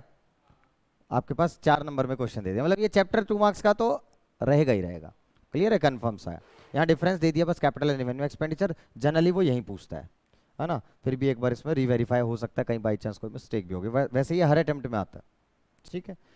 इस वाले अटेम्प्ट में भी था, दिसंबर वाले में भी ऐसा कुछ नहीं था कि नहीं था, उसमें भी था ही। तो हर अटेम्प्ट में ये 2 मार्क्स का आपको पता चल गया। मीन्स पहला क्वेश्चन आपको समझ में आ गया कि कितने मार्क्स का? 12 मार्क्स का, 2 मार्क्स, सॉरी पहला क्वेश्चन 20 मार्क्स का, उसमें फर्स्ट ए क्या आएगा आपके पास? 12 मार्क्स का ट्रू फॉल्स, 6 ट्रू फॉल्स होंगे। फिर 2 पार्ट आएंगे बी और सी, 4-4 मार्क्स के। थ्योरी रहता है इस 4 नंबर में, एक जनरली थ्योरी रहता है बी पार्ट, जैसे reactive provision and contingent liability के डेफिनेशंस वो पूछ ली, लिमिटेशन ऑफ फाइनेंशियल स्टेटमेंट पूछ लिया, going concern and cost concept पूछ लिया आपसे, प्रोविजन एंड कंटिजेंट लायबिलिटी दोबारा रिपीट कर दिया आपके पास में, सर्विसेज बाय सीए, सीए क्या क्या सर्विस देता है ये पूछ लिया, एक्सप्लेन, कुछ टर्म्स को एक्सप्लेन करने के लिए बोल दिया, difference between capital and revenue पूछ लिया।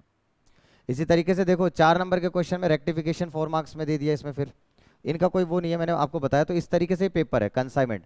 और ये जो मैंने यहाँ येलो किया है ये क्या है? चॉइस। इसके अंदर चॉइस आ रही है, देखो ये फर्स्ट, इसमें सी के 2 पार्ट होंगे, 5-5 नंबर के दोनों, दोनों में से एक अटेम्प्ट करना है। तो इसका मतलब चॉइस किस में आती है? देखो सेल ऑफ गुड्स और अकाउंट करंट में, या अकाउंट करंट या सेल ऑफ गुड्स और अकाउंट अप्रूवल में, तो इन्हीं में आती है। इन 3 चैप्टर में ही चॉइस आती है। तो इन 3 में से वैसे 2 करके एक छोड़ा जा सकता है, बट अपन कभी भी ऐसा काम नहीं करना सीखते। अपन करेंगे सब कुछ पेपर में, क्या पता कौन से चैप्टर का क्वेश्चन आसान आ जाए, अपने को क्या पता। आसान सबका ही होगा, लेकिन फिर भी अपने को प्रिपरेशन 100% करनी है, छोड़कर कुछ नहीं जाना है। तो समझ में आ गया पेपर पैटर्न? तो एनालिसिस समझ में आ गया। ये मैंने आपके साथ ग्रुप में वैसे भी शेयर किया है, इसको अपडेट कर कर मैं आपके साथ फिर दोबारा से शेयर कर दूंगा। तो एक तो ये हो गया काम अपने पास, ठीक है। एक चीज और थी अपने पास, पेपर एनालिसिस। ये आपको मार्क्स का वेटेज दिया है इसके अंदर मैंने, ठीक है। ये मार्क्स का वेटेज दिया हुआ है, कौन सा चैप्टर किस किस अटेम्प्ट में कितने कितने मार्क्स का आया हुआ है। तो कैपिटल रिवेन्यू एक्सपेंडिचर देख सकते हो 2 2 2 2 2 4 मार्क्स हर अटेम्प्ट में आ रहा है। इसके अंदर देखो मैंने बताया था 4 नंबर का आया, उसके बाद में 2 बार आ चुका है यहाँ से, तो ये सारी चीजें दे रखा है। अकाउंटिंग प्रोसेस में ट्रायल बैलेंस से एक ट्रू फॉल्स आ रहा है, ठीक है, 2 मार्क्स का, बाकी एक बार 5 मार्क्स का आया हुआ है। जर्नल एंट्रीज एक बार आई हुई है सिर्फ 2 मार्क्स का, या कोई ट्रू फॉल्स पूछा होगा जर्नल एंट्री से। बैंक रिकंसिलेशन स्टेटमेंट 10 मार्क्स का, दो अटेम्प्ट में 4 और 5 का आया है, बाकी फिर दोबारा 10 का हो गया, तो लगभग इतने का आते ही आता है। इन्वेंट्रीज देखो कभी कभी आता है 5 या 10, 5 या 10, उसके बाद तो रेगुलर ही आ रहा है। पहले दो अटेम्प्ट में नहीं आया था क्योंकि उस टाइम पे नया नया था फाउंडेशन, तो उसके बाद में ये आने लग गया। डेप्रिसिएशन देख सकते हो 4 नंबर का तो मिनिमम आ ही रहा है। ये सब देख सकते हो आप। कंसाइनमेंट 10 मार्क्स का क्वेश्चन आता है कंसाइनमेंट का generally. Final accounts 20 marks, 5 marks, 10, 15, 15, 15, 15, मतलब कह सकते हैं 15 नंबर का फाइनल अकाउंट्स आता है। पार्टनरशिप 12, 15, 12, 15, 12, 15, 17, तो 15 नंबर का आसपास, 12 तो है ही। NPO 12, 10, 10, 10, 10, 10, 10 marks.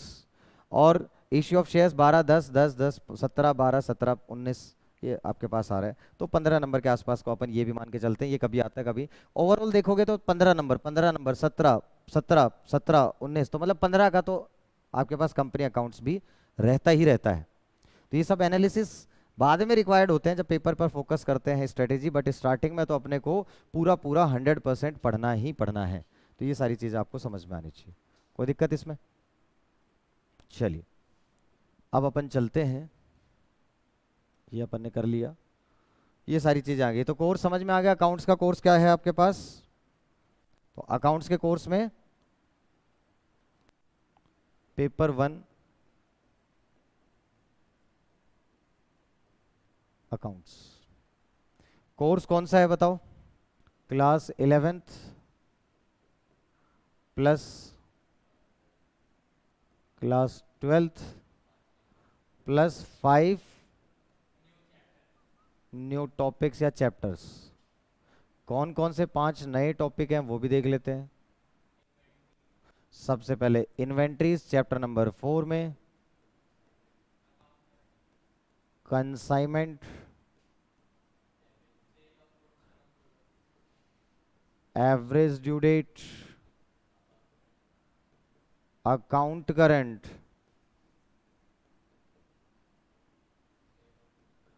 Cell of goods, on approval और रिटर्न बेसिस। देखो बताने को तो क्या है, ये सब चीजें मैं आपको बताऊं ही ना। मैं सीधा आता, सीधा चैप्टर खोलता और सीधा पढ़ाना चालू कर देता, ऐसे ही होता है मोस्टली। सीधा आते हैं, सीधे चैप्टर खोलते हैं और वहीं से पढ़ाना चालू कर देते हैं, लेकिन उसमें आपको मजा नहीं आता। अब एटलीस्ट आपको ये समझ में आ गया अच्छा अकाउंट्स में हमें पढ़ना क्या है, कौन सा चैप्टर कितने मार्क्स का आएगा, क्या वेटेज होने वाली है, तो सब चीजें आपको क्या है प्रॉपर तरीके से समझाई जा रही है। क्लियर है? तो ये आपको कॉन्फिडेंस देती है। जब हमें सब कुछ एक साथ पता होता है तो यही कॉन्फिडेंस बिल्डअप करती है कि भाई अपने बाहर कुछ नहीं होने वाला, अपने को सब चीजें पता है। तो ये समझ में आ गया अब आपको, चैप्टर वाइज भी हो गया, ये भी हो गया। क्लियर हो गया यहाँ तक? पेपर नंबर 2 पर चलूं। पेपर नंबर 2 किस चीज का है?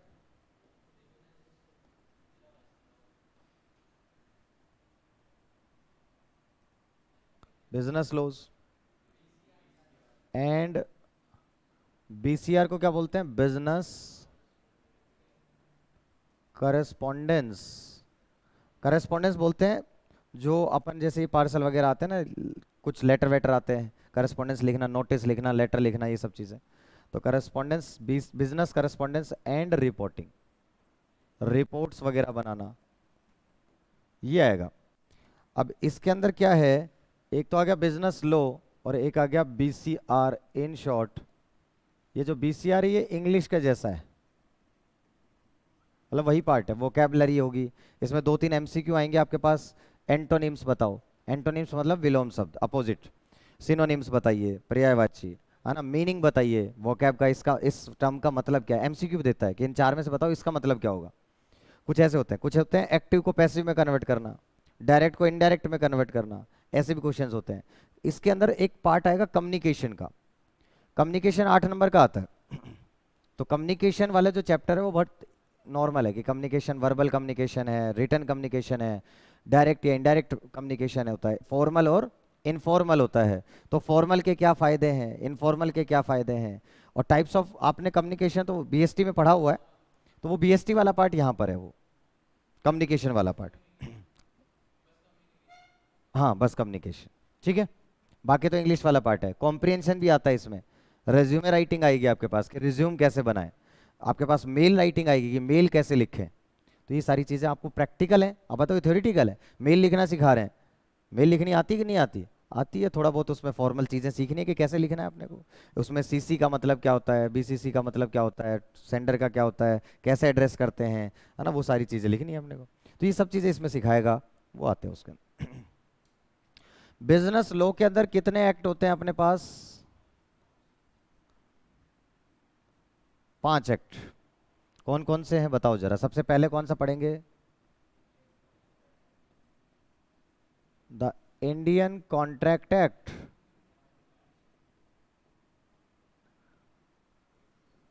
Eighteen seventy two. Indian contract act 1870। देखो एक्ट ना कानून को बोलते हैं, और एक्ट का हमेशा ए बड़ा होगा। कानून वाला जो एक्ट होता है ये, इसका हमेशा ए बड़ा होता है, और जो वैसे एक्ट करने को जिसको एक्शन बोल रहे हैं वो आपके पास उसमें स्मॉल होता है। ठीक है, एक्ट ध्यान रखना, जब भी कानून में लिखेंगे तो हमेशा ए कैप्स में ही लिखेंगे। एक्ट का मतलब है कानून जो बन चुका है। कैसे बनता है वो सब सिखाऊंगा, कि कानून क्यों बनाने की जरूरत पड़ती है, कैसे बनता है, कब कानून कहलाएगा, सारी स्टेज बताऊंगा। दूसरा इसके अंदर आएगा the sales of goods act.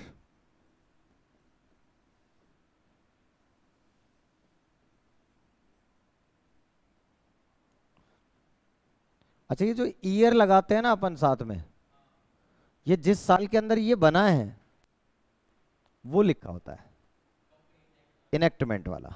जिस साल के अंदर ये कानून बना है वो इनेक्टमेंट का होता है, कि ये कब से इनेक्ट हो रहा है। फिर तीसरा आएगा आपके पास द इंडियन पार्टनरशिप एक्ट।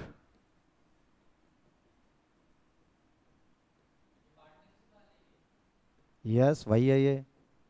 अब आपको, पहले आपने पार्टनरशिप की अकाउंटिंग करना सीखी है, अब आप वो एक्ट सीखेंगे कि उसके अंदर क्या क्या पार्टनर्स के राइट्स हैं, पार्टनर्स कितने तरीके के हैं, पार्टनरशिप कब, पार्टनरशिप हम कैसे आइडेंटिफाई करें कि दो लोगों के बीच पार्टनरशिप है भी या पार्टनरशिप नहीं है।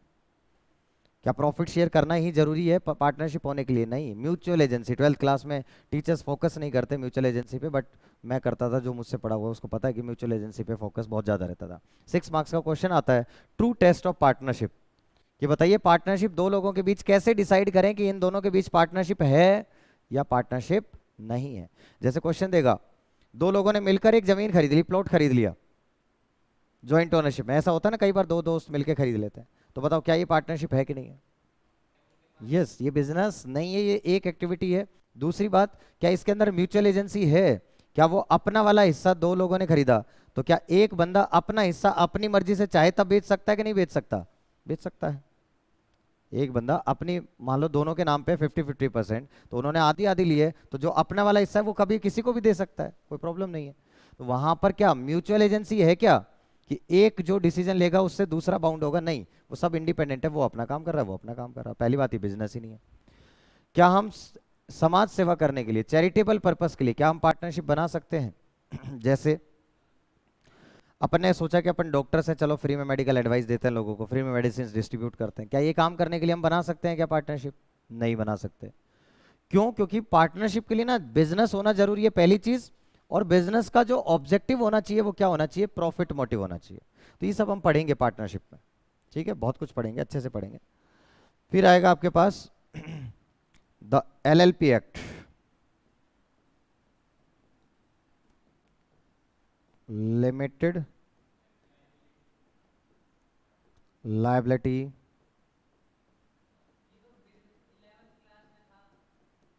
पार्टनरशिप एक्ट नहीं था 2008। हाँ, वो शॉर्ट में लिखा हुआ है थोड़ा बहुत।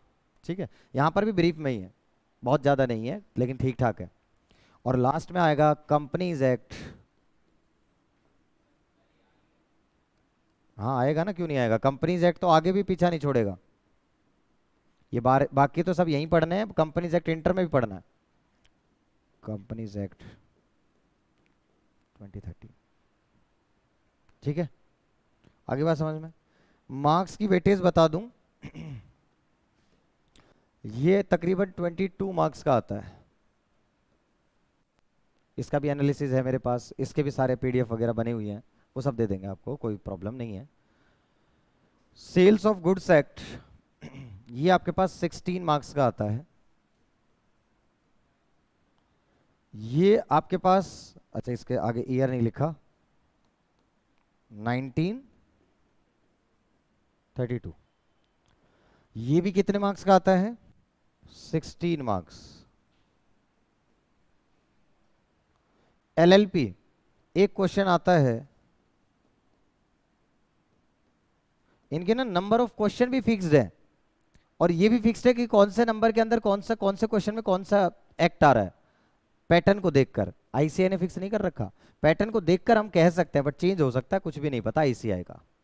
बट अभी तक ऐसा ही पैटर्न फॉलो हो रहा है, वो आपको समझाया जा सकता है कि हमेशा ऐसा होता है। ठीक है, और ये आपके पास आएगा 13 मार्क्स का। कितने हो गए टोटल बताओगे जरा? 72 हो गए। तो आपके पास में टोटल इसके अंदर भी कितने क्वेश्चंस होंगे आपके पास में? 5 क्वेश्चंस, 6 क्वेश्चंस होंगे आपके पास में। कितने मार्क्स के हो गए? 6 क्वेश्चन 12-12 नंबर के हो गए ना, 12 6 के 72। तो उसमें से आपको 5 करने हैं। पहला कंपलसरी होगा, सब में वही होगा, पहला कंपलसरी, बाकी में से 5 में से कोई भी 4 करने हैं इस तरीके से, या 6 में से 5 करने हैं। क्लियर है यहाँ तक? कोई डाउट यहाँ तक? बताओ क्या हुआ? यस, जैसे अकाउंट्स का पेपर भी 120 नंबर का आता है। अकाउंट्स के पेपर में अगर मैं बात करूं तो यहां पर यस, पेपर की बात करें, पेपर पैटर्न,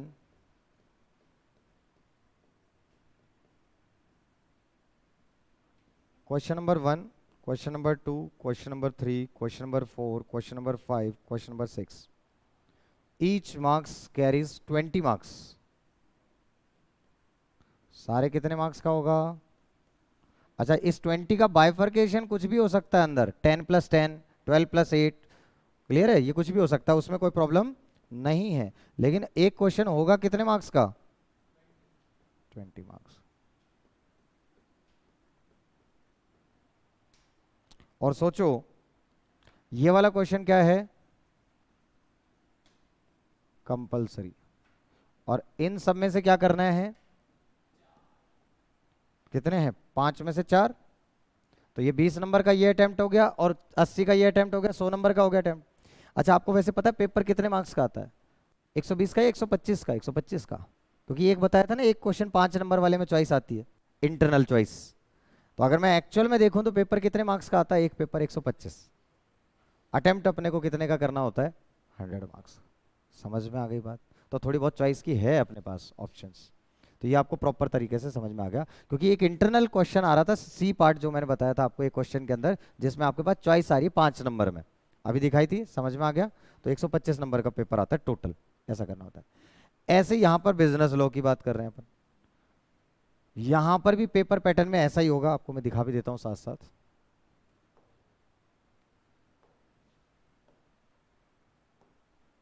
देखो ये बिजनेस लॉ था, बिजनेस लॉ में ये एक्ट है, ये 5 एक्ट है। ठीक है, ये आपके पास Indian partnership act, LLP act, companies act, Indian partnership sale of goods act और इंडियन कॉन्ट्रैक्ट एक्ट। ठीक है, अब आप ये देख रहे होंगे कि इसके अंदर मई 22 लिखा हुआ है बार बार ना, वो भी दिखाता हूं मैं आपको। तो अटेम्प्ट क्या होता है? कुछ अमेंडमेंट्स आ रहे होते हैं, कुछ चेंजेस आ रहे होते हैं। तो मैं आपको बताऊं कि वो चेंजेस कितने पे एप्लीकेबल होते हैं, आपके पास सिलेबस कौन सा एप्लीकेबल होता है अपने ऊपर। तो अपन बात करते हैं कि जब भी आपका अटेम्प्ट होगा, मान लो आपका जो अटेम्प्ट है वो कब है? नवंबर में। तो अटेम्प्ट से 6 महीने पहले, 6 मंथ्स प्रायर, कितनी तारीख आ जाएगी बताओ? 30th अप्रैल। तो 30th अप्रैल तक जो भी नोटिफिकेशन आएंगी, मतलब 1 नवंबर से पहले पहले 6 महीने ना, तो 30th अप्रैल तक जो भी अमेंडमेंट्स होंगे, जो भी चेंजेस होंगे आपके कोर्स में, वो सब आप पर एप्लीकेबल हो जाएंगे। लॉ के अंदर जनरली अमेंडमेंट्स आती रहती है, पता है ना, गवर्नमेंट की कोई नोटिफिकेशन आ गई, बीच बीच में अपडेशंस आती रहती हैं, तो वो आपको पढ़नी है। हालांकि फाउंडेशन में कम रहती हैं ये, इंटर में और फाइनल में ये ज़्यादा रहती है। तो कौन सा सिलेबस लगता है आपके पास? 6 मंथ्स पहले का। अगर अटेम्प्ट मई में होगा तो कितना लगेगा बताओ जरा? अगर आपके पास मई में है, तो अगर यहाँ पर आपके पास मई है, तो जो 31 अक्टूबर तक जो आ चुके हैं अपडेट्स, वो एप्लीकेबल हो जाएंगे आप पर। क्लियर? बात समझ में आ गई? ऑलवेज किसी से पूछना नहीं है, कंफ्यूज नहीं होना है। मुझे बाद में जाके पता चला था, टीचर्स बाद में समझाते हैं, नहीं बताता कोई, कि आपको क्या करना है, बच्चे को कंफ्यूजन नहीं होना चाहिए कि जब भी हम कोई भी अटेम्प्ट देंगे तो उससे 6 महीने पहले, उस मंथ में जिस मंथ में एग्जाम हो रहे हैं उस पहली डेट से 6 महीने पहले, 30 अप्रैल या तो 31 अक्टूबर, उस तक का सिलेबस अपने पास एप्लीकेबल हो जाएगा। क्लियर है यहाँ तक? तो ये बात समझ में आ गई। अब इसके बाद करते हैं पेपर पैटर्न की। बोर तो नहीं हो रहे भाई?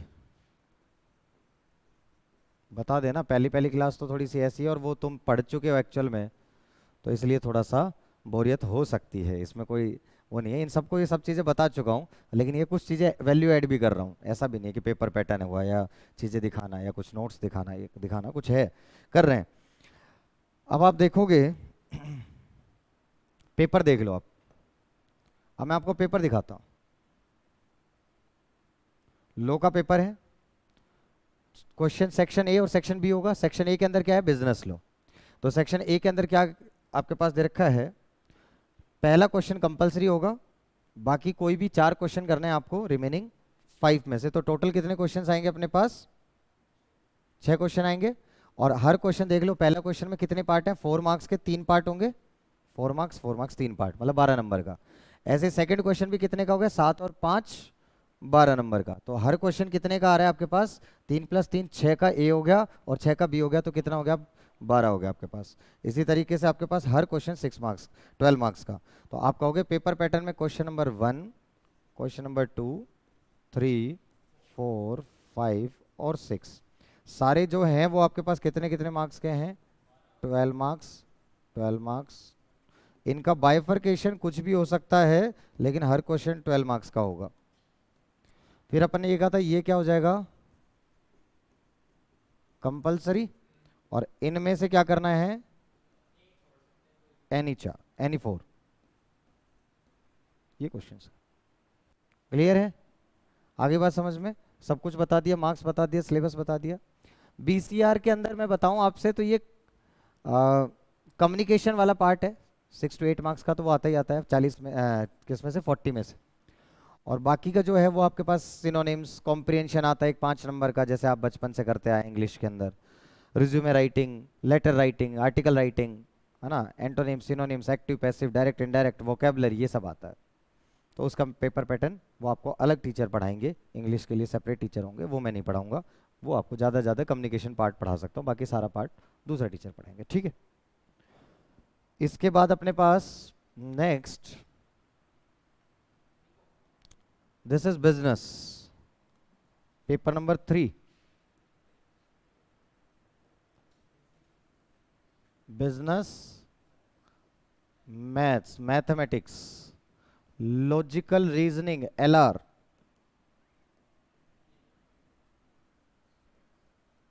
एंड स्टेट्स, ये आएंगे। तीनों का आपको पता चल चुका है, 40 20 40। बिजनेस मैथ्स के अंदर भी सिलेबस, इसके अंदर थोड़ा सिलेबस चैप्टर्स ज़्यादा हैं, तो थोड़ा सा लिखने में इसमें हम नहीं लिखेंगे। पेपर पैटर्न आपको पता है, इसका पेपर पैटर्न ऑब्जेक्टिव होता है ना?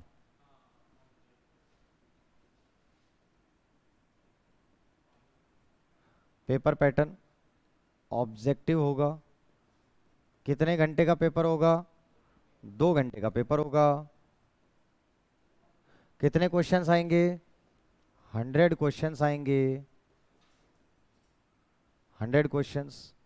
हर क्वेश्चन पे नेगेटिव मार्किंग कितनी होगी? नेगेटिव मार्क्स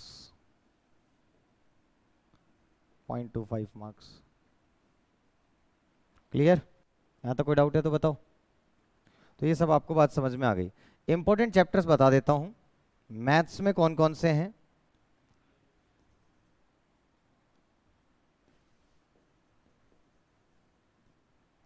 पहला चैप्टर जो है आपके पास सबसे इंपॉर्टेंट है, time value of money.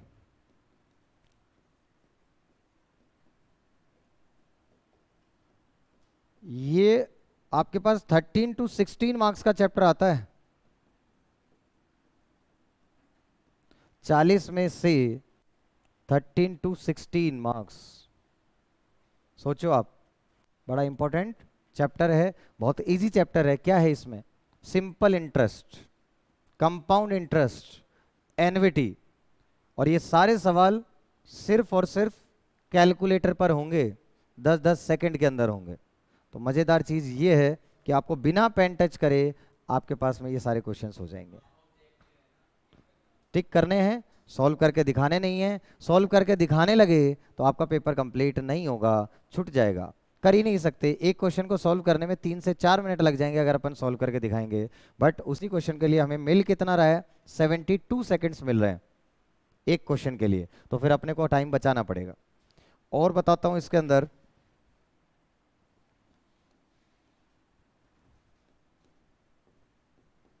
Ratio, proportion, indices, logarithm। ठीक है, logarithm की देख लेना स्पेलिंग जो भी है, क्या होती है स्पेलिंग देख लेना भाई, logarithm जो भी है देख लेना। इसके बाद ये जो चैप्टर आता है वो कितने मार्क्स का है, 4 to 5 मार्क्स। बचपन में पढ़ा हुआ है, रेशियो, इंडाइसेस, प्रोपोर्शन सब पढ़ा हुआ है। लोग नया है, पढ़ा तो 11th 12th में थोड़ा बहुत लोग के बारे में भी है, लेकिन वहाँ आपको कुछ समझाया नहीं जाता। सिर्फ लोग ऐसा होता है बेटा, लोग यूज़ करना है। मैथ्स थी आपके पास? नहीं है, नहीं थी, चलो ठीक है। तो जिनके पास नहीं थी वो भी कोई बड़ा इश्यू नहीं है, जिनके पास होती है उनको भी नहीं समझाया जाता, है ना, नहीं समझाया जाता, इनसे पूछ सकते हो, इनके पास मैथ्स भी थी तो नहीं समझाया जाता, तो उसकी टेंशन नहीं है। वो अपन अभी समझाया भी था, लोग इनको भी समझाया था, एक्सरसाइज के क्वेश्चंस भी कराए थे, और मैं अब करवा के भी दिखा दूंगा। तो मतलब एक बार बताऊंगा, 10 मिनट के अंदर एक्सरसाइज भी कंप्लीट हो जाएगी, कोई दिक्कत नहीं। इसके बाद जो चैप्टर आपके पास आता है that is AP GP. AP GP, AP तो पढ़ा है 10th क्लास में। ये वाला जो चैप्टर है ये भी 4 to 5 मार्क्स का आता है।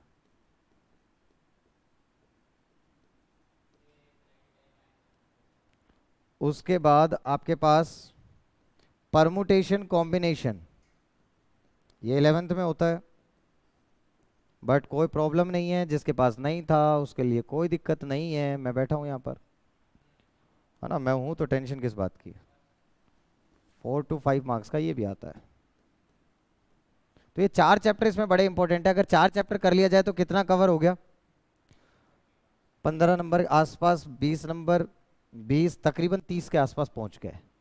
तो बाकी 4 चैप्टर जो बच गए वो आपके पास तकरीबन 10 नंबर के आते हैं। जो बचे हैं वो क्या बचे हैं, एक तो लीनियर इनइक्वालिटीज का बचा है, वो 1 नंबर का क्वेश्चन उससे आ जाता है। एक इक्वेशन बचा हुआ है जो बचपन से करते आए हो, इक्वेशन आपने, linear equation, then quadratic equation, then cubic equation, उनका सॉल्यूशन कैसे निकाला, वो सब ऑप्शन से हो जाते हैं। अपने को सॉल्व करने की जरूरत ही नहीं है। यहाँ पर तो ऑप्शन डालो, आंसर जो सेटिस्फाई कर जाए वही ठीक है, सीधी सी बात है। तो यहाँ अपने करने का तरीका बहुत अलग होने वाला है। क्वेश्चंस को अपन वैसे नहीं करने वाले हैं जैसे अपन पहले करते थे, मैं आपको दिखाऊंगा अभी। तो वहाँ तो सीधा ऑप्शन डालो, जो इसका आंसर है वो उसको सेटिस्फाई करेगा, जो नहीं है वो सेटिस्फाई नहीं करेगा, बस जो सेटिस्फाई कर जाएगा वही आंसर है। तो यहाँ करने के तरीके मैं आपको बताऊंगा करना कैसा है, ठीक है। ये था। एलआर की बात कर लेता हूँ मैं आपसे, लॉजिकल रीजनिंग, स्टेट्स की बात अपन बाद में कर लेंगे। एलआर के अंदर पहला जो चैप्टर है वो कौन सा बताओ भाई, नंबर सीरीज,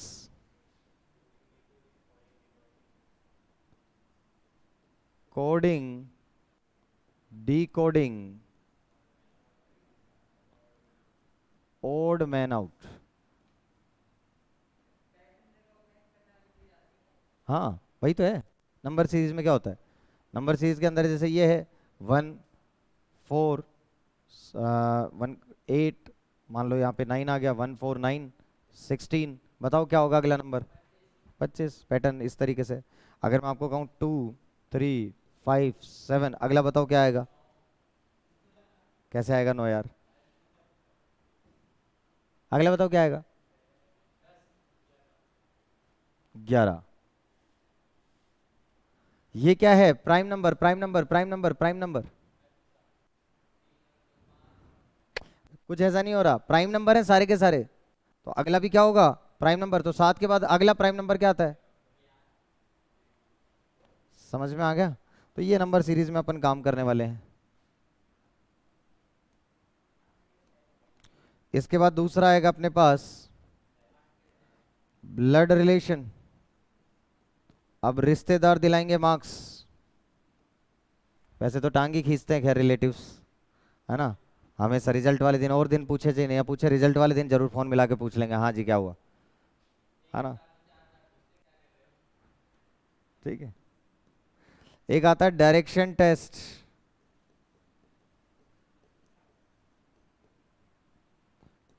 एक आता है सीटिंग अरेंजमेंट। तकरीबन सभी कितने कितने मार्क्स के होंगे, ये 4 4 5 5 नंबर के होंगे ऑब्वियसली। जब ये 5 4 ही चैप्टर हैं तो 5 5 नंबर के सीधे सीधे बन गए ना हिसाब किताब, तो वो उतना ही 5 5 नंबर के आसपास का ही आता है। ठीक है, तो इतने मार्क्स में 30 तो लगभग यहाँ हो गए और 20 यहाँ होंगे, लगभग 50 नंबर का। मैथ्स तो बड़ा सिंपल सा ही है, कोई इसमें कोई दिक्कत ऐसी है नहीं। और स्टेट्स में बिल्कुल थ्योरी सी है, तो वहाँ पर भी आपको प्रॉपर्टी बेस्ड क्वेश्चंस आते हैं, तो स्टेट्स ज़्यादा स्कोरिंग है एज कम्पेयर टू मैथ्स, तो वो मैं बाद में बताऊँगा। हाँ हाँ, तो इसलिए आपके आराम से पास हो रहे होते हो कंफर्टेबल सिचुएशन में, बस प्रैक्टिस और टेस्ट ज़्यादा दे रहे हैं, घबराना नहीं है। नहीं वो करना ही नहीं है ना, ऐसा करके इतना वो करना ही नहीं है। मैथ्स में कुछ मुश्किल नहीं है यार, क्यों घबरा रहे हो, मैं बैठा हूँ, एक एक एक्सरसाइज कराऊंगा, घबराते बहुत ज़्यादा हो। किसी भी चीज़ को छोड़ने का कभी नहीं सोचना है, अच्छे से ना हो तो भी करना जरूर है। पेपर में पता नहीं कब किस चीज़ का आसान चीज़ आ जाती है। इंटर के एग्जाम में, आईपीसीसी के एग्जाम में, पहले पेपर वाले दिन मुझे वायरल हो गया था, वायरल हो गया था फीवर। तो मेरी हालत बड़ी ख़राब हो गई थी, पढ़ा नहीं जा रहा था, मतलब कुछ देखूं तो सर दर्द हो जाए। कोस्टिंग एफएम पेपर, आजकल तो आपके दो सब्जेक्ट्स हैं, एक कोस्टिंग और एक एफएम। पहले हमारे पास एक ही सब्जेक्ट हुआ करता था, कोस्टिंग और एफएम। अब सोचो जो चीज़ आपको 200 मार्क्स के लिए पढ़नी है वो हमें 100 के लिए पढ़नी होती थी। और ऐसी सिचुएशन में क्या होता होगा, क्या बच्चे पहले से प्री डिटरमाइंड चलते होंगे कि अच्छा ये इंपॉर्टेंट चैप्टर्स हैं, इन्हीं में से पूछता है, तो बच्चा क्या कर लेता है, इंपॉर्टेंट इंपॉर्टेंट चैप्टर पढ़ लेता है जो बड़े बड़े आते हैं, जैसे प्रोसेस कोस्टिंग, स्टैंडर्ड कोस्टिंग, बड़े बड़े चैप्टर्स, वर्किंग कैपिटल मैनेजमेंट। ये ऐसे चैप्टर्स हैं जो 20 20 नंबर के आ जाया करते थे। अब उसमें एक चैप्टर था कोस्ट रिकंसिलेशन स्टेटमेंट, बच्चा छोड़ के जाता, कहता है इसको कौन पूछेगा, इतना है, मैंने पढ़ा हुआ था। अब पेपर में मैं पेपर से पहले सोचता था कि 90 नंबर आ जाए, 90 मार्क्स की प्रिपरेशन थी कि स्कोर 90 प्लस होना चाहिए। पेपर में जब एंटर किया तो क्योंकि उससे पहले वाले दिन तो हालत ख़राब थी, पढ़ाई नहीं जा रहा था, बिना रिवीजन के पेपर देने गया, तो सोचा कि यार 60 आ जाए किसी तरीके से। मेरे आए कितने होंगे, 82 मार्क्स।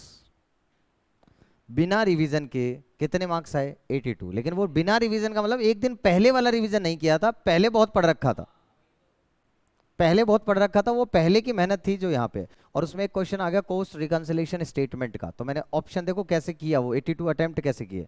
एक 8 नंबर का क्वेश्चन था कोस्ट रिकंसिलेशन स्टेटमेंट, बच्चे छोड़ के आते हैं उसको, वो इतना सिंपल टॉपिक है, जैसा अपना बीआरएस है ना वैसा ही है, उसी से उसका भाई है समझ लो बीआरएस का ही। तो उसको जिसको समझ में आ गया वो बहुत आसान सा था, तो वो क्वेश्चन किया मैंने, 8 नंबर का, वो मिल गए। लोग कह रहे हैं मुश्किल आ गया, भाई ये है ही इतना इजी, अब तुम नहीं करके जाओ तो हम क्या करें। क्लियर है। 32 नंबर की थ्योरी अटेम्प्ट करी, दो 16 16 नंबर के क्वेश्चन थे थ्योरी के, तो मैंने कहा प्रैक्टिकल तो अब इतना प्रैक्टिस की नहीं है लास्ट टाइम पे, तो अब क्या कर लेते हैं थ्योरी अटेम्प्ट कर लेते हैं, और फिर भी 82 आ गए। तो वो चीज़ है कि अगर आप स्ट्रेटेजी और आपने पहले कंटिन्यूस क्लास के साथ साथ की जो मेहनत है वो सबसे बेस्ट मेहनत है। कभी बच्चा सोचता है ना मैं कोचिंग कंप्लीट हो जाए तब रिवीजन करना चालू करूंगा, वो बेवकूफ़ है। आज का आज रिवीजन करना है, विद इन 24 आवर्स आपको रिवाइज करना ही करना है। हमारे दिमाग में एक ऑटोमेटिक इरेजर है जो 80% चीज़ों को इरेज कर देता है विद इन 24 आवर्स, और वो अपना काम परमानेंट करता है। उससे बचना है तो आपको रिवीजन करना पड़ेगा। अभी भी देखना कल की कितनी बातें याद हैं, ये भी पूछूंगा ना खाने में क्या खाया था कल सुबह, तो शायद वो भी बहुत सोचना पड़ेगा कि क्या खाया था। न्यूज़पेपर पढ़ते हो, कितनी न्यूज़ याद है, कल की कितनी घटना याद है ना। और कल के बाद में परसों पूछ लूँ परसों क्या पहना था, कपड़े क्या पहने थे सोच रहे हो, तो मतलब दिमाग पे जोर पड़ जाता है। क्लियर है। तो ये अपन रिवीजन, जिस चीज़ का रिवीजन कर लेते हो वो याद रह जाता है। गर्लफ्रेंड का बर्थडे याद रहता है, 4 बार रिवाइज कर चुके होते हैं उसको, केक है ना, जिसको समझ रहे हो ना, जिसका बर्थडे सेलिब्रेट करना है 1 महीने पहले से रिवीजन चल रहा होता है, अच्छा उसका बर्थडे आने वाला, बर्थडे आने वाला, गिफ्ट लेना है उसके लिए, है पैसे भी जोड़ने हैं, है सारी चीज़ें करनी है। तो ये चीज़ है कि जिस चीज़ का अपन रिवीजन कर लेते हैं वो अपने को याद रहती है। जिस चीज का हम रिवीजन नहीं करते वो अपने को याद नहीं रहती, चाहिए वो 100 आइटम्स की लिस्ट क्यों ना हो, वो आपको याद होगी बिल्कुल नंबर वाइज, अगर आप रिवीजन सही से कर रहे हैं तो। और वो रिवीजन होता है 24 घंटे वाला। अब जैसे कल की अगर कोई इंपॉर्टेंट न्यूज होगी ना, जैसे कि मूसे वाला को मार दिया, है ना, तो अब आपको ये कल की क्या 4 दिन पहले की, 10 दिन पहले की न्यूज हो रही है, शायद 31 30 31 की बात थी आई थिंक। हाँ हाँ ऐसे। वो क्यों याद रहती है, क्योंकि वो रिवाइज करते हैं, अपने 4 लोगों को बताया होगा यार तुझे पता मूसे वाले को मार दिया। बात समझ में आ गई? समझ में आ रहा है कि वो रिवीजन ऐसा हो जाता है, ना चाहते हुए भी रिवीजन कर लेते हो। विराट कोहली ने कल सेंचुरी मार दी, याद रहेगा आपको, है ना, वर्ल्ड कप का मैच था, बाकी मैचेस भूल जाएंगे हम थोड़े टाइम बाद, रिवीजन नहीं किया, लेकिन वर्ल्ड कप के अंदर गौतम गंभीर ने 96 मारे थे, याद रहेंगे। कितने मारे थे? 97। चलो देखो याद है ना, मैं तो चेक कर रहा था कि याद है कि नहीं है भाई को, है ना, देख रहे हो। तो ये चीज आपको याद रह जाती है कि वर्ल्ड कप 2011 में, क्योंकि अपन ने उसको बार बार रिवाइज किया है। तो आपको एक ही चीज ध्यान रखनी है, रिवीजन की पॉलिसी जैसा मैं कह रहा हूं उतना फॉलो करना, ज्यादा नहीं पढ़ने को कह रहा हूँ, या 3 घंटे तो पढ़ सकते हो, इतना तो मेरा कहना मान ही सकते हो, है ना।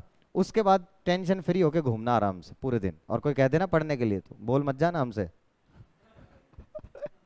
सीधा बोलना, बोल मत जाना, हम अपने आप पढ़ चुके हैं, हमें पता है हमें करना क्या है, ठीक है, तो कोई दिक्कत नहीं है, ठीक। तो इतना टाइम आपको ही लगाना है। तो ये सारी चीजें आ गई। और फिर बिजनेस इकोनॉमिक्स की बात करें तो पेपर पैटर्न उसमें भी यही रहने वाला है, ऑब्जेक्टिव ही रहेगा, 2 आवर्स का ही रहेगा, 100 क्वेश्चंस होंगे, उसमें भी 5 यूनिट्स हैं आपके पास। पूरी 11th क्लास की माइक्रो इकोनॉमिक्स है, अगर बेसिकली मैं पेपर नंबर 4 की बात करूं। Yes, paper number 4 business economics.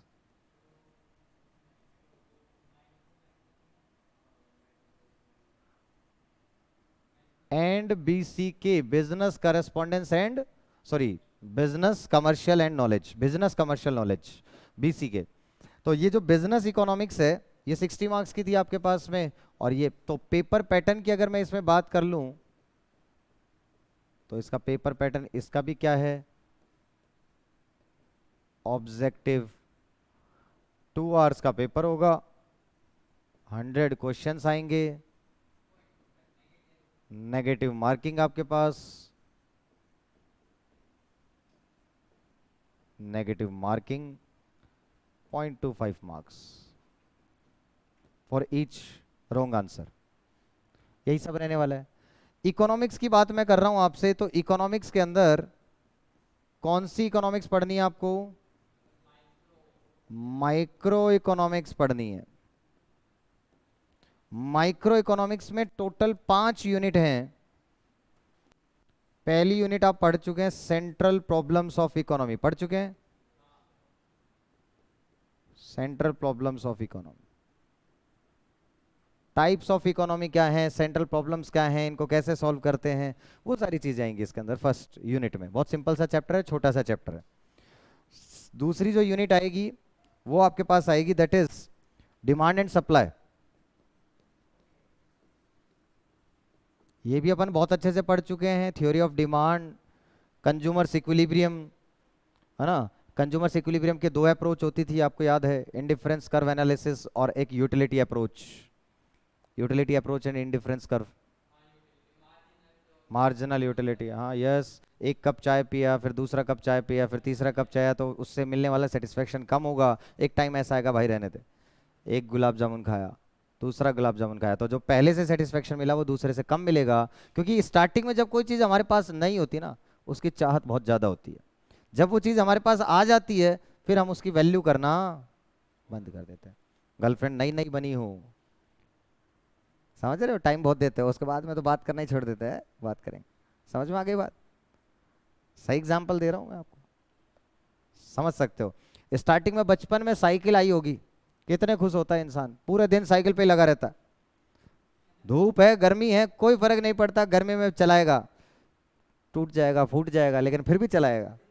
लेकिन 2 4 5 दिन, हफ्ता 10 दिन बाद उस साइकिल को, फिर उसके बाद में ना कोई पूछता भी नहीं, अच्छा यार ये साइकिल भी ले ली थी। अभी उसका इंटरेस्ट चला गया आपका, फिर इंटरेस्ट आप में बाइक का आ जाता है कि यार अब स्कूटी या बाइक चाहिए।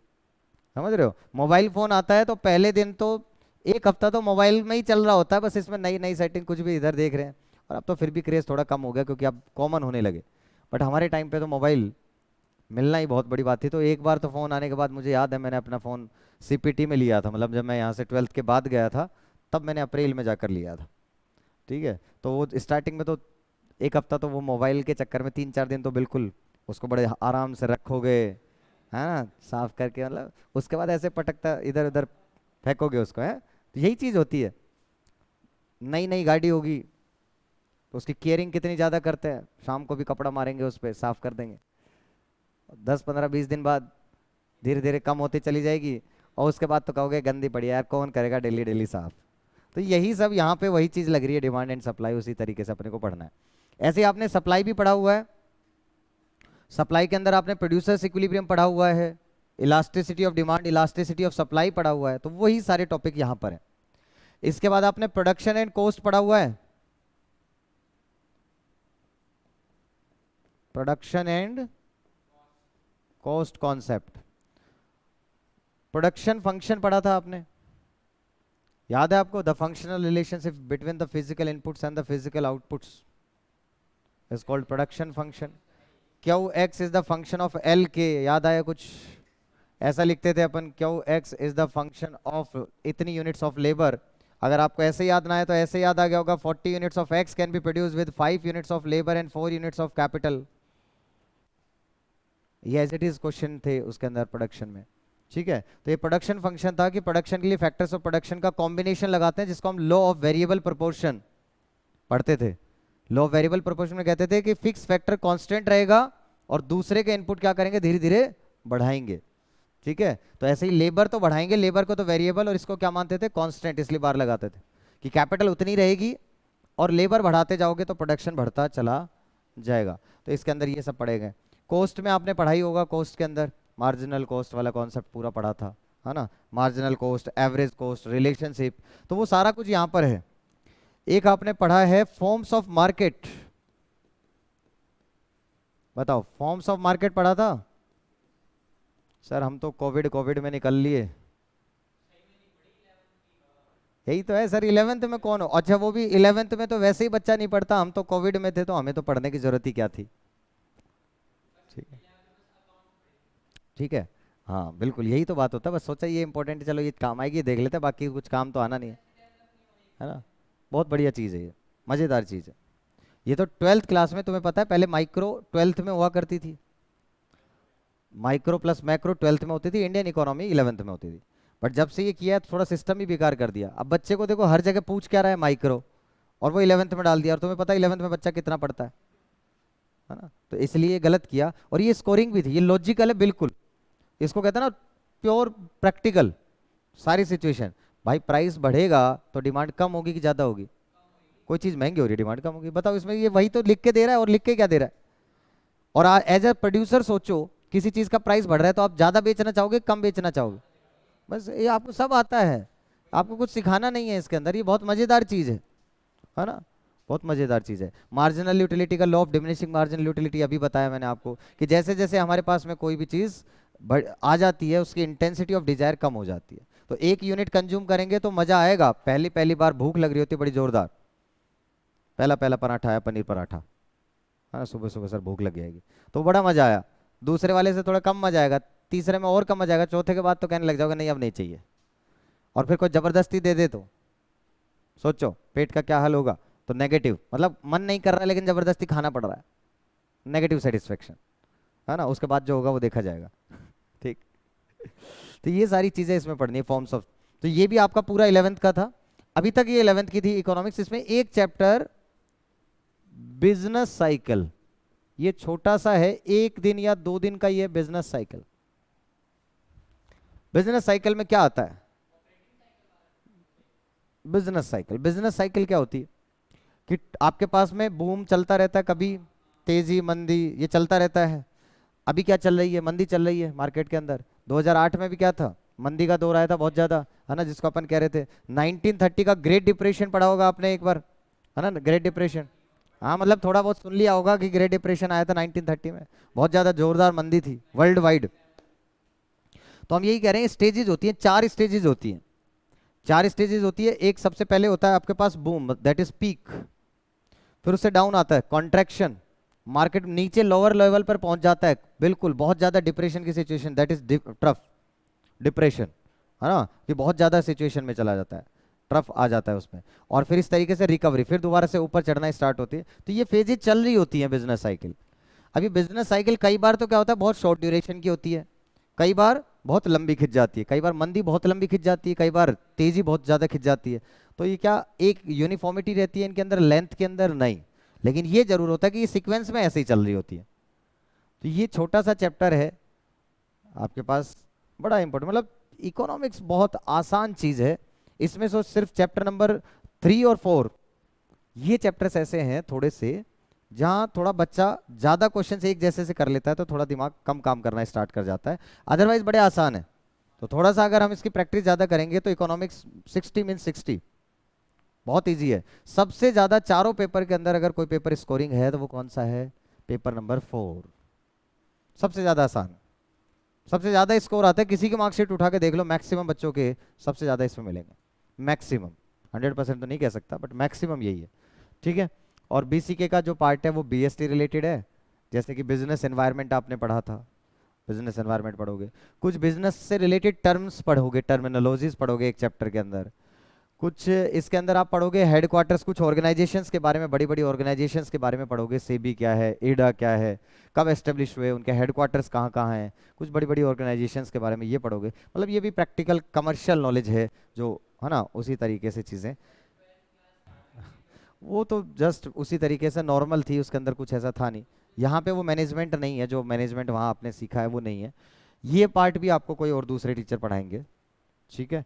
तो ये वो बहुत बेहतरीन पढ़ाते हैं इस पार्ट को, इसलिए उनको दे रखा है। आगे से ये जब डिलीट हो जाएगा तो फिर जरूरत ही नहीं पड़ेगी, तब तो फिर मेरे को ही पढ़ानी इकोनॉमिक्स, ठीक है। तो अब आगे इंस्टीट्यूट ने सोचा कि हरपाल सर जो जो पढ़ाते हैं बस वही कोर्स में होना चाहिए, जो सर नहीं पढ़ाते बीसीआर हटा दो, बीसीके हटा दो, बाकी सर पढ़ाते हैं वो रख लो, बस इतना सा सिस्टम है, ठीक है। बताओ क्या मजा आया सब कुछ जानने के बाद कि कोर्स में क्या क्या है, क्या क्या चीज़ें, कुछ चीज़ें समझ में आएंगी, अच्छा लगता है। यही होता है, धीरे धीरे आपको एक कोर्स के प्रति जो है ना अपने अटैचमेंट बनेगा कि हाँ अपने को समझ में आ रहा है, ये पढ़ना है, ये चीज़ें हैं।